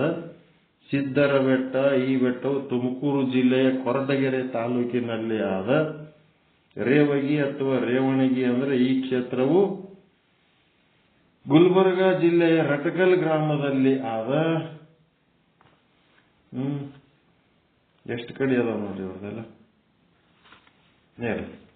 ಹಿಂಗಾಗಿ ಇವರು ತಪಸ್ಸನ್ನು ಆಚರಿಸಿದಂತ ಒಂದು ಜಾಗಗಳದಾವ. ಅವೆಲ್ಲ ಲಾಸ್ಟಿಗೆ ಹೇಳ್ತಾರೆ. ಹೀಗೆ ನೋಡ್ಬೇಕು. ಮುಂದಿಂದು ಅದು ಒಂದು ಸಿದ್ಧರ ಬೆಟ್ಟದ ಆಯ್ತು.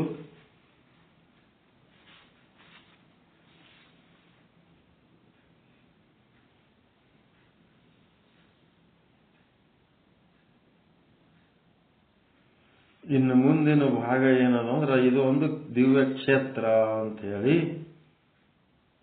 ನೆಕ್ಸ್ಟ್ ಋಷಿ ಸಮೂಹಕ್ಕೆ ಕೇದಾರೇಶ್ವರನ ಕಕುದ್ಗಿರಿ ನಂದಿಗಿರಿಗಳ ಮಹಿಮೆಯನ್ನು ವಿವರಿಸುವುದು. ಆ ಋಷಿ ಸಮೂಹಕ್ಕೆ ಇನ್ನೊಂದಿಷ್ಟು ಉಪದೇಶ ಮಾಡ್ಲಕತ್ತಾರ. ಅದೇನೇನು ಮಾಡ್ಲಕತ್ತಾರ ಮತ್ತೆ ನಾಳೆ ನೋಡೋಣ. ಬೇಡರ ಚಾಮರಸನಿಗೆ ಅನುಗ್ರಹ ಲಿಂಗ ತತ್ವ ಬೋಧೆ. ಏನಿದು ಬೇಡರ ಚಾಮರಸ ಅಂದ್ರೇನ್ರಿ? ಅವ ಬೇಡರವ ಬೇಟೆ ಆಡ್ತಿರ್ತಾನ, ಇವ ಚಾಮರಸ ಬೇಡ್ರವನ ಏನು?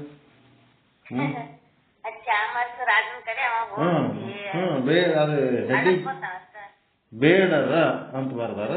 ಚಾಮರಸನಿಗೆ ಅವ ಸತ್ತು ಹೋಗ್ಬಿಟ್ಟ. ಅವ ಬೇಟೆಗಾರ, ಅವಂದೇನು ಬಂಗಾರ ಇದು ಮಾಡ್ಲಕ್ ಹೋಗಿ ಅವ ಚಾಮರಸ ರಾಜನಿಗೆ ಅನುಗ್ರಹ ಅಂತ ಬರ್ಬೇಕು ಅಷ್ಟೇ. ಬೇಡರ ಒಂದು ಇದ್ರಾಗ ಯಾಕೆ ಅದ್ರಾಗ ಹಾಕ್ಯಾರ ಬೇಡರ ಏನ್ ಹಾಕಿರ್ಲ ಕೊಡ್ರಕ್ಕ. ಅವನು ಬೇಡರ ಇದ್ನಂತಂದ್ರೆ ಏನ್ ಮಾಡ್ತೀರಿ? ಚಾಮರಸ ಇದ್ರು ಇರ್ಬೋದು, ಅವನ ಜಾತಿನೂ ಅದೇ ಇತ್ತಂತಾರ. ನಾವ್ಯಾರದು ತಿದ್ದಲಕ್ಕ.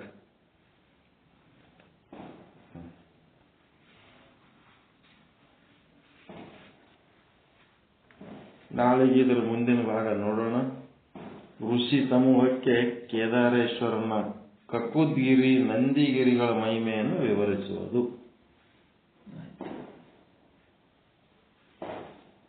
ಎಲ್ಲರಿಗೂ ಒಳಿತಾಗಲಿ, ಎಲ್ಲರಿಗೂ ಶುಭವಾಗಲಿ. ಓಂ ಶಾಂತಿ ಶಾಂತಿ ಶಾಂತಿ. ಶರಣಾರ್ಥಿ. ಎಲ್ಲರಿಗೂ ಶರಣಾರ್ಥಿ.